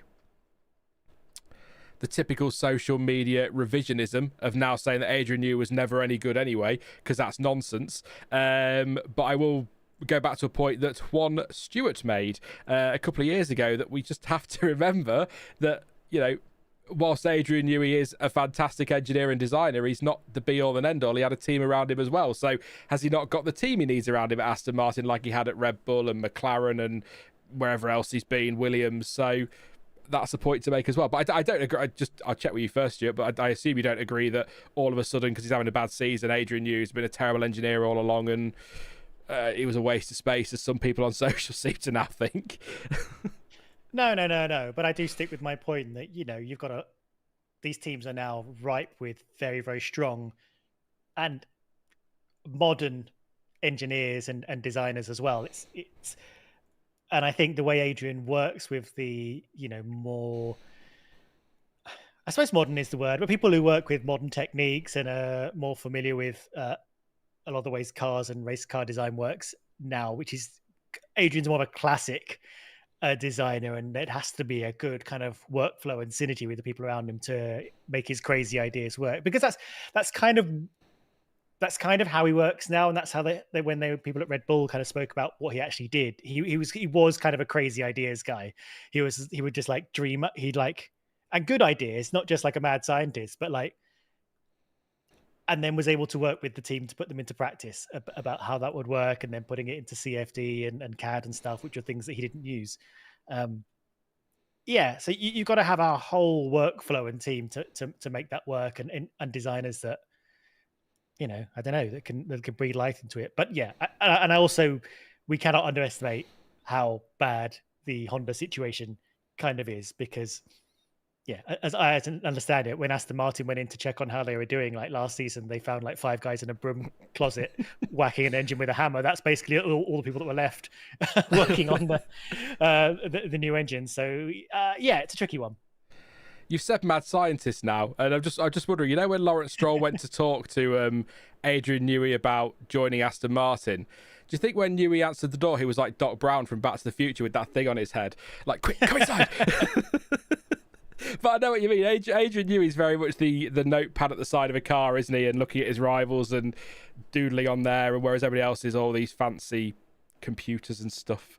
And times have moved on, so maybe he's not got the right people around him, and maybe that's something Aston Martin need to look at. Spend some more money. Why not? See what happens. See if Red Bull have got anyone left, because they seem to be letting everyone go as well. So why not? But yeah, the weather forecast for Silverstone going to Pascal, which is next week, by the way, if you didn't know. British Grand Prix next week, Silverstone.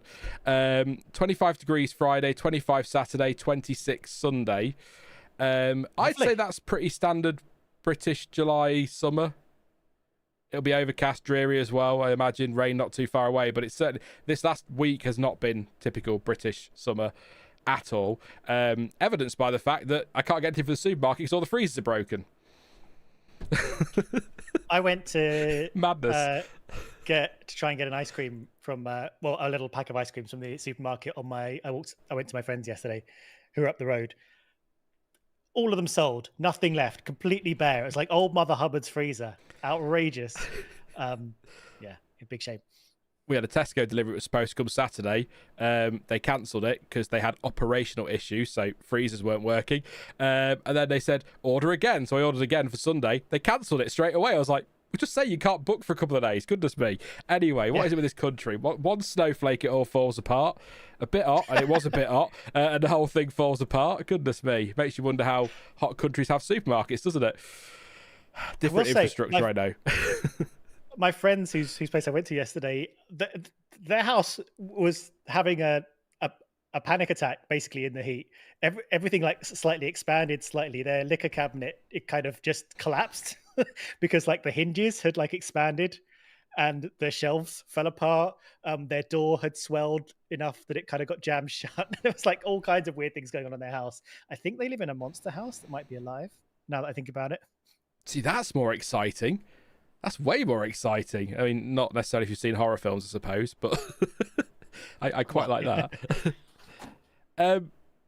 Anyway, driver of the day then. Let's do driver of the day. Stop being British and moaning about the heat. We'll get onto queuing in a bit, like I keep saying, and complain about queue jumpers. Ooh, yes, swines. But yeah, driver of the day. Pop your surname in the chat. Who's it going to be? I'll read some out in a second. Do some shout outs as well. I'm going to go first to just say straight away, it's Max for me. That's it, for everything I've already said. So honourable mentions, Russell obviously pretty much flawless weekend. Antonelli was great, and the Racing Bull boys, but yeah, it's Max for me. So who have you got, Stuart?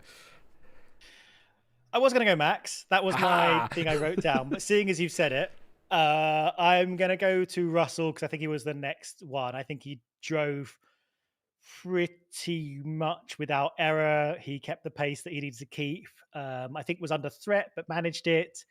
At one point was trying to work out the strategies of 3 cars at the same time, as Bernie noted. He was trying to stop Antonelli from pitting at the wrong point so that Verstappen would be in a better position. So he was. I've said before, Russell, like Verstappen, is very good at being aware of kind of the whole race and what the key players around him are doing, and that was in full effect today. So I think, yeah, good race from Russell, managed it well, obviously benefited from Saturday. I mean, a great lap, but kind of maybe got away with some things. I mean, I'm fine. It wasn't Russell's fault yesterday. Let's not go into yesterday. That was a whole thing. Yeah, good race from Russell. So I'll give it to him if you give it to Verstappen, and then I think there's a fair share between them. Yeah, I wouldn't give it to Antonelli because of his mistakes early on. I think that cost him. They were wild mistakes, well, weren't they? They were sloppy. Too excited, like you said. But no, yeah, just again, touch on yesterday. A couple of people got mad on social media. Everyone got mad on social media. Ultimately, two things can be right. George did nothing wrong by the regulations, but perhaps that regulation needs to be looked at, because that lift doesn't seem a lot for a single yellow, but also the double yellow should have instantly been put out, not a single yellow, then 15 seconds deciding whether it should be a double yellow when you've got a car in the wall on the outside of a fast corner. So I think that both could be true. George did nothing wrong. Actually quite smart when you think about it to notice that. Antonelli backed off thinking it was doubles. George knew the rules in that moment, went for it, and it's the FIA and the stewards that need to be looked at. I know. And the marshals, shocking. The FIA, my God. I do tend to agree. And if and we can only take Russell's word for it, I guess. Russell said he didn't actually see Verstappen because it's quite far off. So he'd even assumed that whatever had happened there had already driven on and got out of whatever trouble it was in.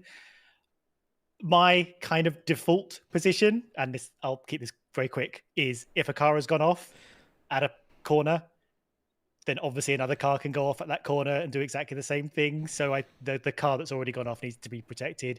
If Max had been taking his seatbelt off or was getting out of the car, he could easily be hit by someone else. So you need to kind of neutralize that corner. That's my kind of position. I feel that should be, if a car's gone off and is stranded, then you just double yellow it. That just seems the sensible thing to me. Yeah, because ultimately, if one car's gone off there, another one easily can't it? So I think is that a Martin Brundle line? Might be. He talks a lot, does Martin. Thank you to Golf Balls for your super chat. Says old man yells at lack of cloud. Yeah, pretty much. And the racing radiologist, that's AC, says that even Crofty was cribbing about TV direction. He was indeed. That's 6 months a member. Thank you very much, mate, for your continued support. Really appreciate that. But let's have a look at your drivers of the day. I'm not going to get into the heat debate. I'm just going to remind everybody that British houses are built to keep heat in. It's brilliant in the winter. It's a nightmare in the summer. So it may be 1,000,000 degrees where you are on the sun. That's some terrible science there for you. But your place is probably built to withstand that and cope with it. We do not have the infrastructure in this country to cope with anything other than dreary, grey, miserable weather. We're excellent at that and queuing, so leave us alone. Let's see. So, Sighted Canvas says nobody driver of the day. There you go. Nobody. Wow. Professional Warren says Russell for me.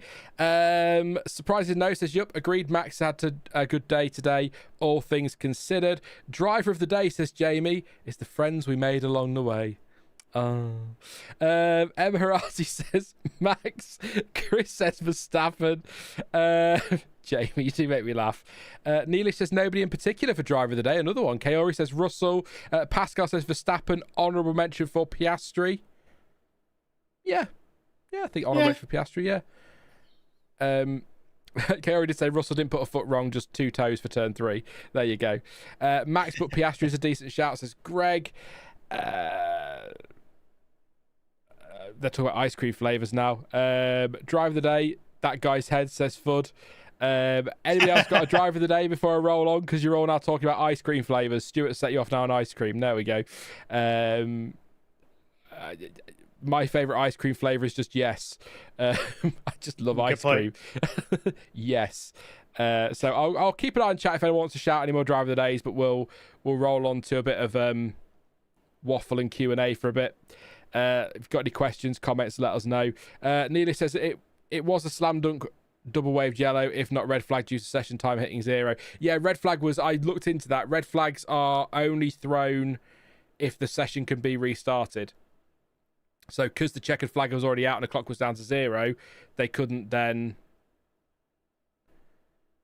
throw the red because the session's ended. if that makes sense. Interesting. So yeah, they can't. Yeah, they can't do that. So if there was 2 minutes left on the clock when it happened, they could have easily put out a red flag, and I think it would have been an instant red flag. But with it being late in the session, they didn't, and they couldn't do that. So Verstappen drive the day for Yinka. But yeah, bit of a, I don't know. I'm trying to think of what I want. I was wanted to ask, and it's completely gone. It'll come back to me. But yeah, get your questions in chat. If you haven't liked the stream already, please do drop a like. That would be massively appreciated. Helps in the old YouTube algo. YouTube algo, God. And subscribe if you're new as well. Got the preview for the British Grand Prix next week. British Grand Prix next week. Next week for the British Grand Prix at Silverstone, just to let you know. Crofty will be there meeting you all. He looks forward to it every year, apparently.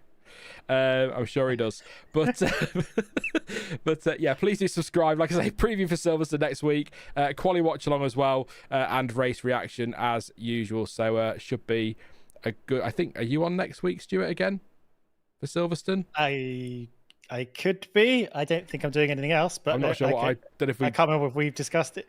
I'm not doing anything else, so I am free to do that if you want me. That would be lovely. Thank you. I don't know if we did agree anything, but hey, we've just done it live. Stuart probably will be here next week, but we'll see. We'll see what happens. But thank you, Stuart. I appreciate that. Farting Golf Ball says, did you know it's Silverstone next week? I hadn't heard it.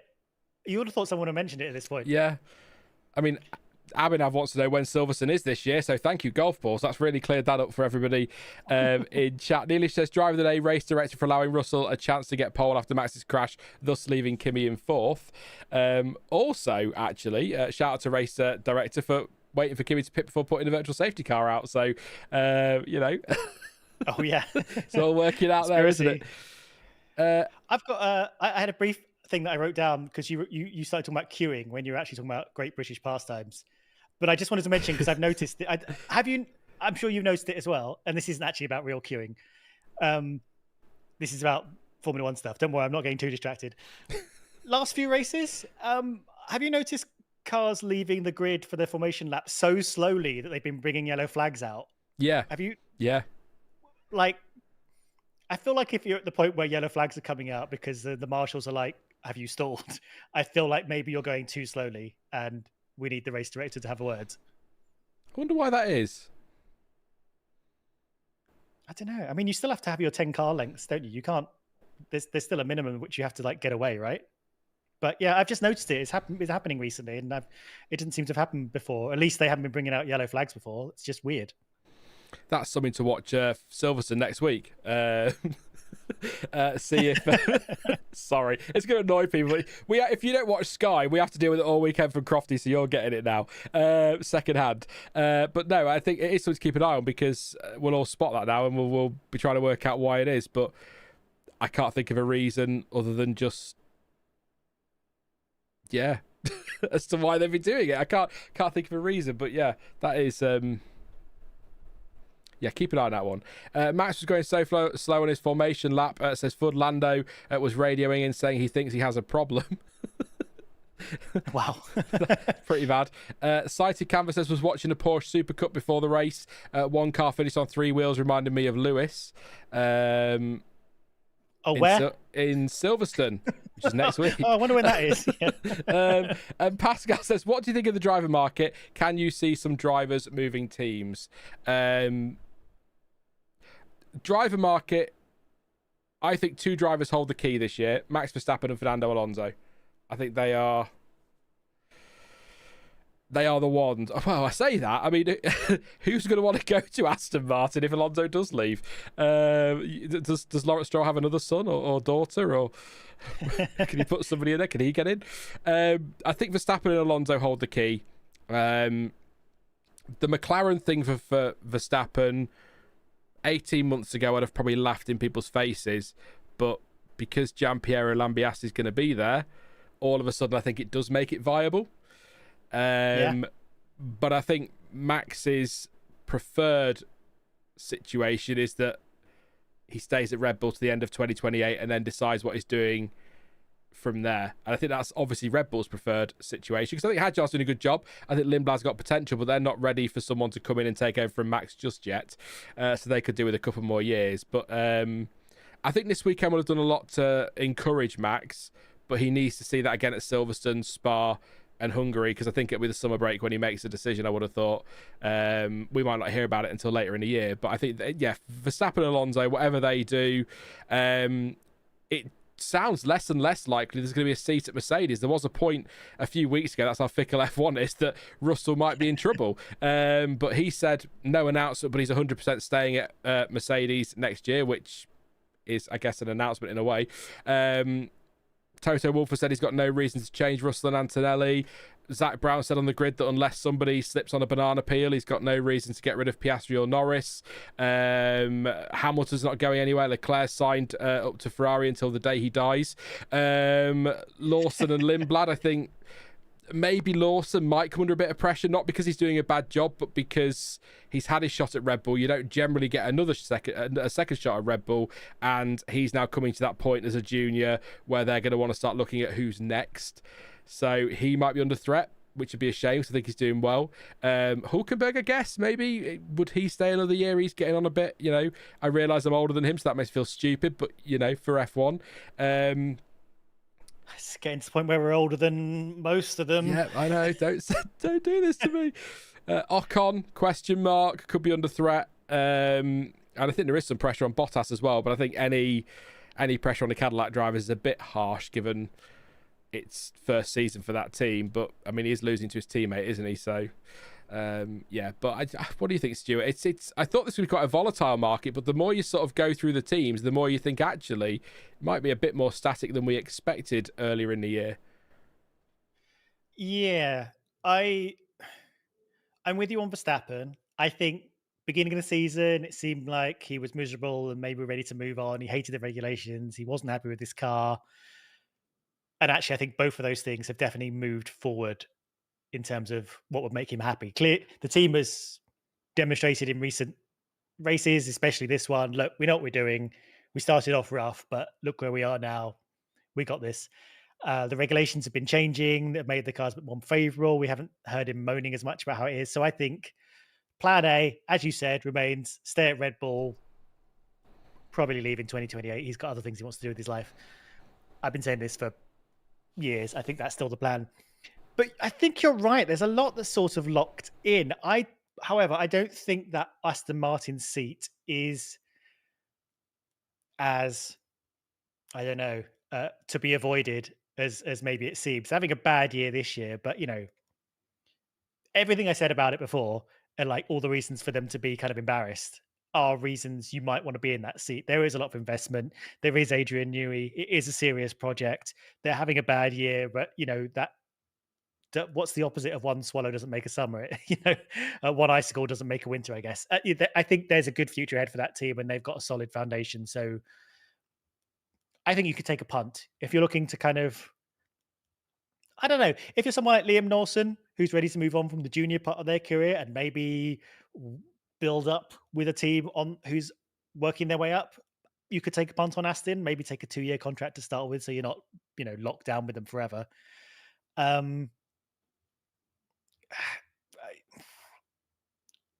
Some of the midfield moving around, it's unclear. And yeah, I don't think Cadillac is going to open up for a little while, but that could be a prospect soon. Yeah, maybe it's going to be static for a little while. I think everything seems kind of steady. It's interesting that we have some drivers now that are kind of seem to be like lifers. We've got like Leclerc, who's like a Ferrari lifer. Verstappen seems to be kind of Red Bull lifer. Maybe only loyalty through success, I guess. But Norris seems to be like a McLaren guy. There's a lot of drivers who it would seem weird if they were anywhere else, because it just seems to be that they're married to that team and it wouldn't make sense for them to be in any other colours. Although I thought that about Hamilton, to be honest. So, never say never. Yeah, a couple of chats saying Lawson maybe to Aston Martin, but I'll throw another name in there for you. I mean, Yuki Tsunoda will be itching to come back, won't he? So Honda ties at Aston Martin, that could be an option. He was linked to that to a seat there last year, which I found interesting that people got excited about, because Alonso wasn't going anywhere, and Stroll isn't going to get the boot, is he? So, who said it in chat? Somebody said Sainz might be itching to get away from Williams. Surprises no. So Sainz could be an option, replace his hero at Aston. Perhaps it's a works drive, isn't it? So that is something to bear in mind. You know, that could come good, and if it does, you're in a good spot. But it's not going to be as exciting as I thought it was going to be. I don't think it'll be the same as the other year when nothing changed. I think there will be changes, but I don't think anything major. I mean, Pascal says, Mattia Bonotto said on Beyond the Grid a few weeks ago that he is very happy with Hülkenberg and Bortoletto, and that Hülkenberg has no desire to retire. I'm just trying to think of where I think Ocon's the big one, isn't it, at the moment? A lot of people expecting that to change. There's been some Haas have been testing out a few things and testing out some drivers in the process, which set the media off again, meaning he was going to get replaced 3 races ago and still hasn't been. So I think we can ignore that. But I think if there is, I will say on Ocon, if there is something going on with that car, his car or both cars that he's struggling with, then the team need to rectify that so they can get a fair judge of where he is. The trouble with Ocon is that he's been around for a while now. Although, having said that, it does...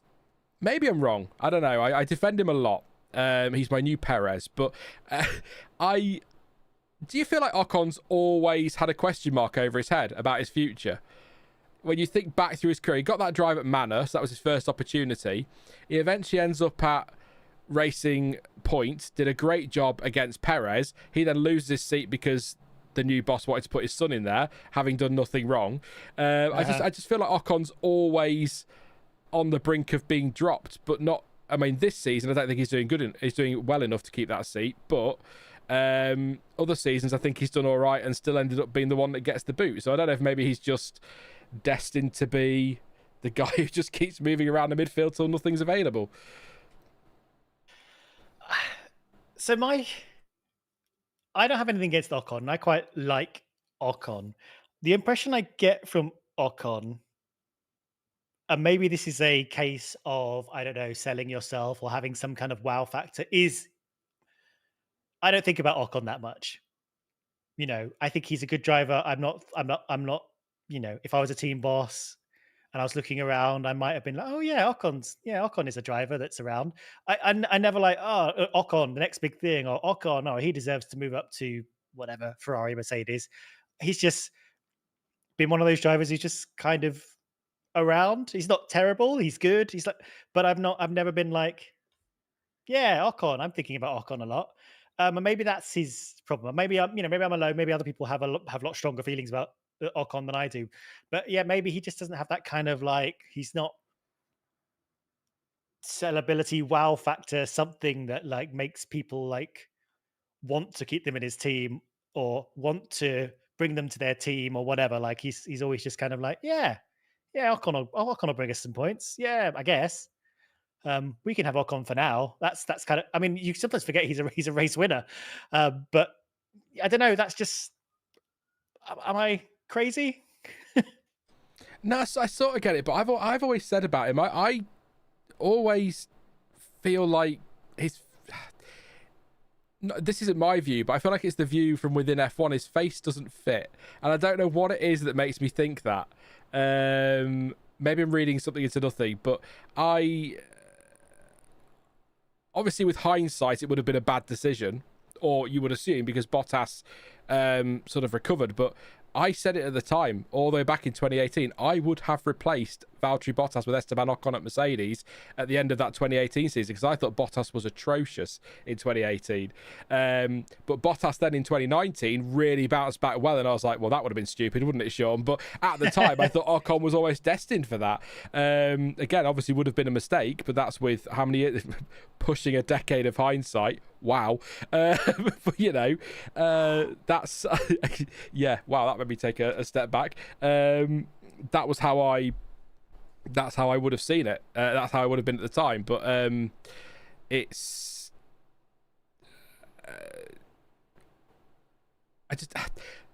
if that was still Kevin Magnussen in that other car, or Hülkenberg, or someone who's been around for a while, I probably wouldn't bat an eyelid at what's happening with Ocon, because it's Bearman, young driver, new driver, performing well, has comfortably more points than Ocon at this stage of the season. He's the future. Ocon now looks really bad compared to that, and that's the problem.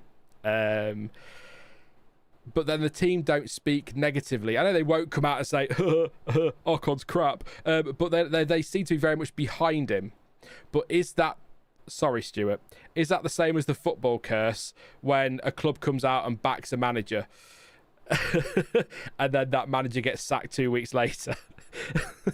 If a club comes out and says we are fully behind a manager who's under pressure, we are fully behind a manager, generally that's a sign of it's the equivalent of, you know, a partner calling and saying we need to talk. You know, it's that kind of thing. So maybe that's it. But I don't want to lose Ocon, but he can't keep performing like against Bearman, can he? You can't keep them all. You just got to, you know, churn these drivers through eventually. Can't and like you say, it's been nearly a decade. I just gave him driver of the day. You can't get rid of him now. Yeah. Possibly. I mean, yeah, he does seem to... As we spoke, there's very few drivers who are like up against the wall maybe for the end of the season, and Ocon seems to be one of those drivers who needs to be careful. But again, he could slide sideways. He could move to another team. We might not lose him. You could keep Ocon around. You know, keep you happy. He could go somewhere. Stroll could get bored or something. Who knows? Stuart, Stroll was bored a long time ago. He is in that seat because his dad wants him in that seat and for no other reason. That's my read. Such a weird situation. Yeah, I think you're right. I will also say, I do enjoy that after I spoke in comments, Jamie Santos says, harsh Stuart, and then went, Ocon is the one you call when you're bored. So didn't criticize me for long. He's back on side again. Although Jamie does, I mean, I'll try and understand this again. But Jamie says he's good, but you always get the feeling you could do better, sort of high floor but very low ceiling for Ocon, which, I like that. He might get squashed because he's quite tall. Look, he won't be listening. There's 90 people here, and I highly doubt Esteban Ocon is one of them. But Esteban, if you do lose your seat, you can come and join me here. We can talk races with Stuart after, you know, race reactions, and it'll be great fun. You'll love it. Your face will fit here. With Stuart, I'm good. I'm not being dropped, am I? No, you stay, and Esteban can just sit here in a slightly lower chair, so he's not embarrassing me with his height. You know, I'll sit on a Yellow Pages or something. But yeah. Anyway, random. 8 bloody years of hindsight, Sean. Says surprises no. Good Lord. Doesn't time fly when you're having fun?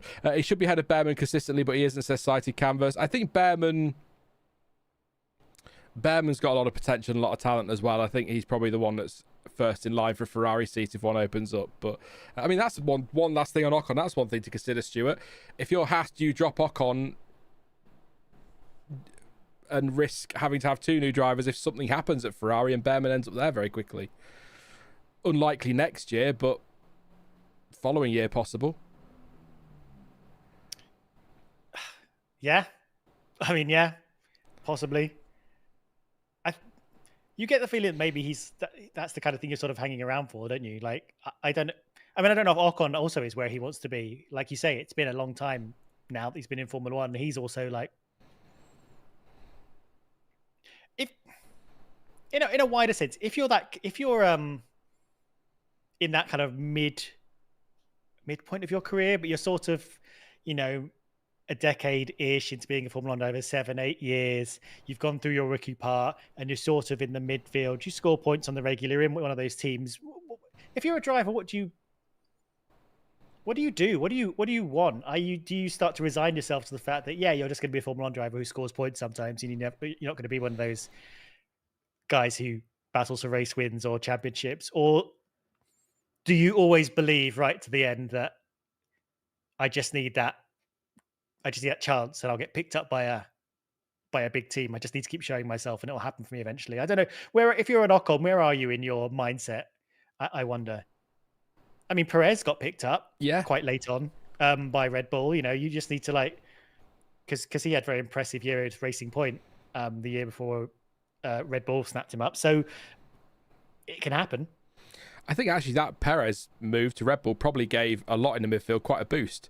That it can happen. They don't feel like they're just dry. It's a good question, actually. I mean, it just came to me during that's sort of your view of Haas, isn't it? Kind of like why so maybe Ocon just needs to stay there because Ocon is Haas and Haas is Ocon. Sort of why are we here? But I guess it is about. I suppose the midfield is a stepping stone, isn't it? Or it's all seen as the stepping stone for a lot of drivers, rather than this is where I want to be. But then you have drivers like K-Mag who seem quite happy for the most part, driving around in sort of the midfield and fighting for tail end points. And I guess you're an F1 driver in a very fast car. I mean, even a bad car in F1 is still better than and faster than most things we're ever going to drive, isn't it? So I mean, it's got to be quite. I don't know. You've got me thinking that. It's a really good question. We might have to come back to that next week for Silverstone, British Grand Prix, because next week, yeah. Unfortunately, there's no room for that kind of mentality. Says Kerry says, I'll wait for it all to come through. Hang on, yeah. Ayinka says you start enjoying travelling around the world and not caring about your performance and eventually retire. You lose the need. Says that's a Yinka, yeah.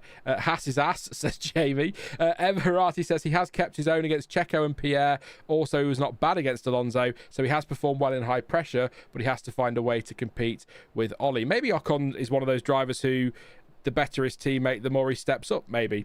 Let's move on from Esteban, like Haas may well do. Poor Esty. I don't think he deserves the. I'm going to say hate, but I don't mean hate. Nobody really hates anybody, do they, in F1? They don't know them, but he doesn't deserve the grief he gets. I don't think always. Sometimes he does. Sometimes he does things where you go, Esteban, just don't. What are you doing? But I don't think he's that bad. Any other questions there before we're starting to get a bit warm now? So getting ready to wrap up. My PC's running at 51. Jesus, in the case. So it's quite warm in here at the minute. So yeah, we will wrap up in just a few. So any other questions? Anything we've missed that you want to talk about today? I didn't see any more drivers of the days coming through. But jokes aside, while we wait for any more questions, Stuart, are you looking forward to Silverstone next week? I enjoy Silverstone, but I always feel like as Brits we overhype it a little bit. As a track, it doesn't always deliver, does it? But it tends to, and it is a sprint, which I found out today when I was doing my graphics. So obviously, yay. I am looking forward to it, and I think you're right. It does tend to be an interesting one. I mean, it's a great track. Like, so qualifying is always good. It's very, very fast. A lot of driver skill and car technical goodness. the words are evaporating out of me in this heat. You have to have a good car. There's a lot tested at Silverstone, I guess I should say, and you can get a lot of good racing out of it. And I think we will this year as well, because of the slight tactics you can do with the car and energy management. Often a great run down from is it the farm chicane?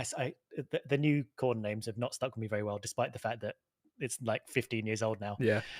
The new design. But that the Wellington Straight down through to the old pit lane and cops and all that. That's normally a good place for battles and things. That's good fun. Last time we had a sprint there, I think it was 2021, and we had good races in both sprint and race, so that bodes well. And a good atmosphere. So yeah, I think it's going to be good fun. Very different to this weekend in terms of the kind of track it is. So yeah, I am looking forward to it. I can't remember what comes after it, but hang on, I've got the thing in front of me. And then Belgium, my God, already. Yes. Then Hungary, and then summer break. It's all happening. So yeah, definitely looking forward to it. I think it's gonna be good. I can't tell you who I think's going to do well, because I think it is changing race on race. Obviously, we expect Mercedes to do well, but I don't know who's going to be the main challenger or even better than them. So looking forward to finding out. Yeah, it should be a good weekend. And I think Silverstone was the first ever sprint, wasn't it? In 21.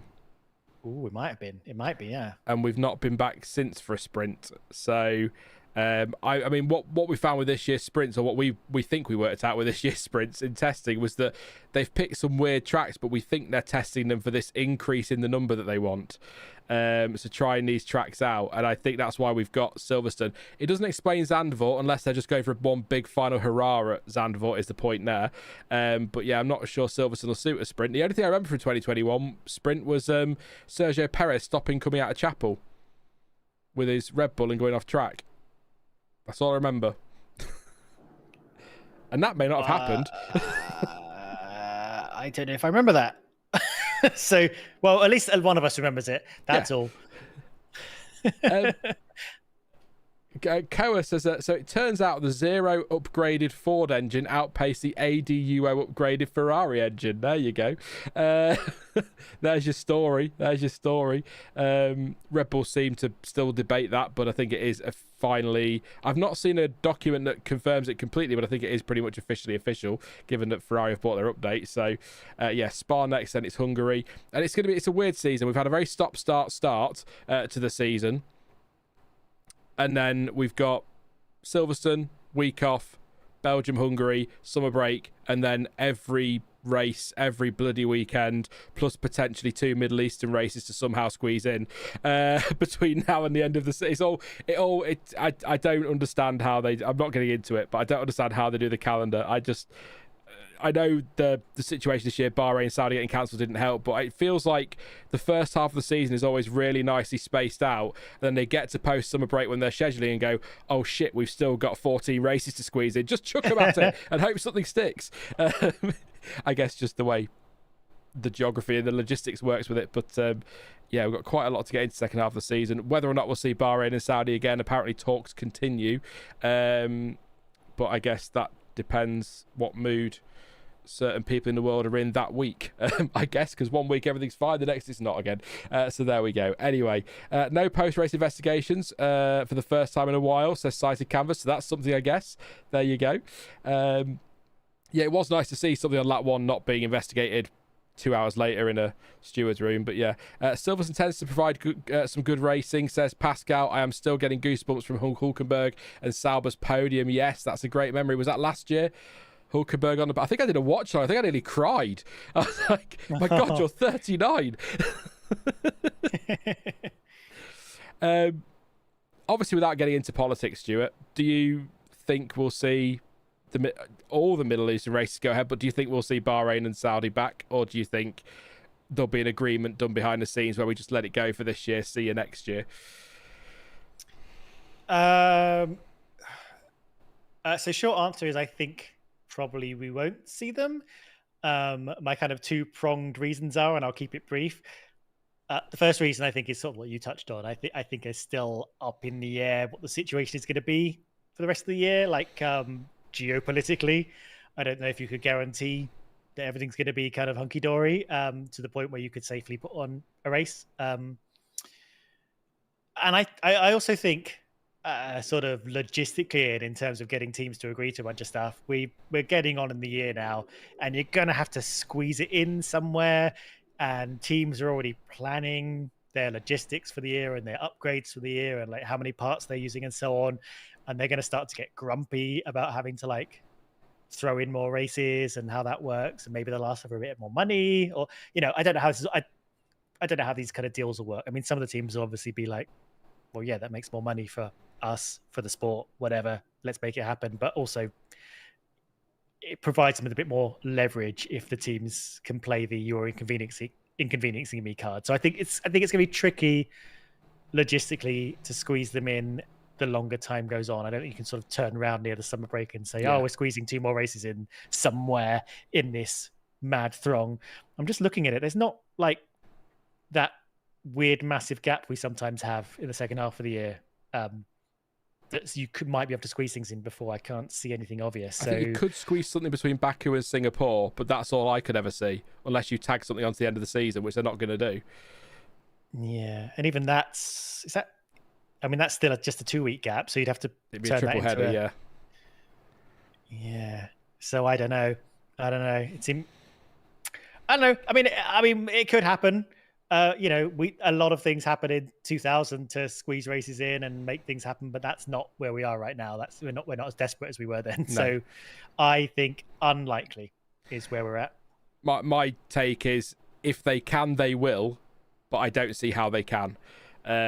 So I'm not expecting it, and I do think there is still question marks over Qatar and Abu Dhabi. It was somebody told me in the comments the other day, one of the GT series races from, I can't remember the series, not as big as F1 obviously, and I get that it's easier for them to do that maybe, but they've already called off Abu Dhabi, so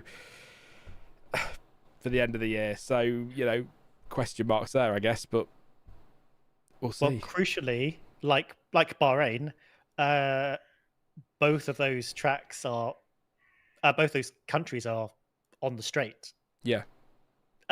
Like they're in that water, so not the best place to be. So yeah, and I think we brought this up before. Like I think teams need to know when the last race is, and we need to know as well. Like we need to know how many points are left, what the actual like state of play is with the championship.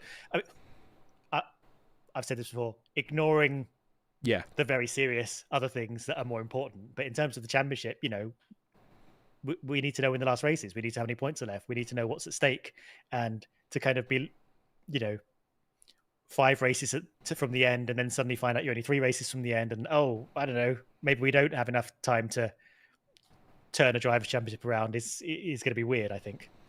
Yeah, in the sort of add to your point, in the context of the world, it doesn't matter. In our weird little F1 bubble, it does matter. So I would say, sort of my last point on this, if one of them does go ahead, and all I'm thinking as I look at a map in my head of the region, Saudi is probably more likely than Bahrain because it's a little bit further away, but that's not even safe, is it?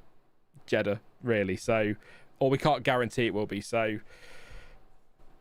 Stuart's got a map up just to double check. Not sure. I know where countries are. If that's one thing I do, I know where countries are. That's my like secret skill. It's not much in it, I know, but yeah, there's So a scenario that could happen, because Jeddah is like slightly more out of the way, I guess you'd say, is maybe you lose Qatar and Abu Dhabi, but you do have Jeddah. Maybe Jeddah becomes the last race somehow. I mean, Las Vegas being the last race would be a good venue for F1 because it's sort of their home race, it's their base, it's their HQ, it's glitzy and glam, and you get to take the champion on a Lego Cadillac to the fountains and all that nonsense. So, you know, only to take them back to the podium. Yeah, I mean, in a way, other than like the money that comes from the Middle East races for being the final race, I'm starting to think it's weird that Las Vegas isn't the last race. I guess also it's sort of a stupid time of the day for literally everybody on the planet. But apart from that, like in terms of being very F1-y, that seems to be the place to do it. I think one of my favorite things about doing YouTube and doing streams with you, and Jonty's the same as well, is when we sort of begin a conversation with, we're not going to get into it, and then spend 15 minutes talking about it. You just can't help it sometimes. There's just so much going on. But yeah, I we'll see what happens. I think in the context of the whole world, there are bigger things to worry about. But for us in our little F1 bubble, we'd like to know. You don't, like you say, you don't want to get to 5 races at the end of the season and then be told suddenly there's 3. Okay, fine. Very quickly, imagine we get to 5 races from the end of the season, and it's all looking very good for Kimi Antonelli in the championship, but he's not world champion yet. But then you cancel the last 2 races, and he's world champion on a random Wednesday via a press release. Not a good look, is it? So, not my favourite. No. It's like that brief moment in 1999 where Mika Häkkinen became champion because Ferrari's barge boards were too short. That wasn't very fun. I found that out while I was at Castle Coombe doing some go-karting. Actually, here you go. Pascal in the comments has got the perfect solution. Just race at Sepang and Hockenheim. Done. Case closed.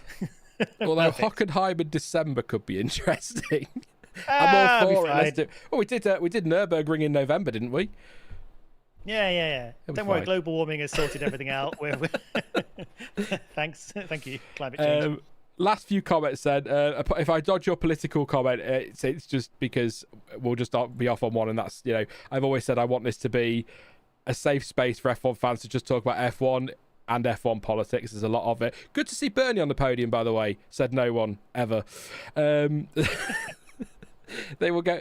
He doesn't age. He kind of got to old man, and then just that was it. But you know, I guess it is. jacket in 40-degree heat. I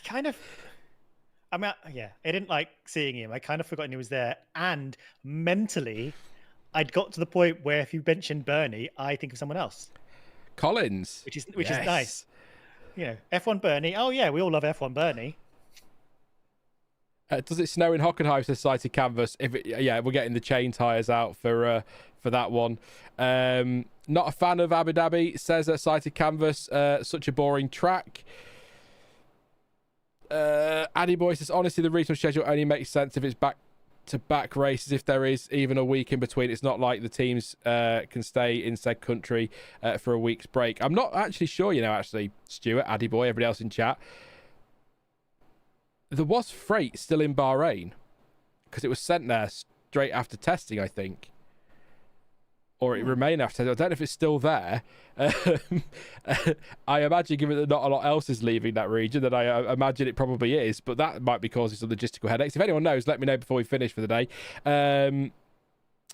I'll tell you, one last comment. It's a question, but it's a sarcastic question, so we sort of laugh at it, Stuart. Golf Ball says, thoughts on Mohammed Ben Sulayem running the show until 2150? Democracy, yay!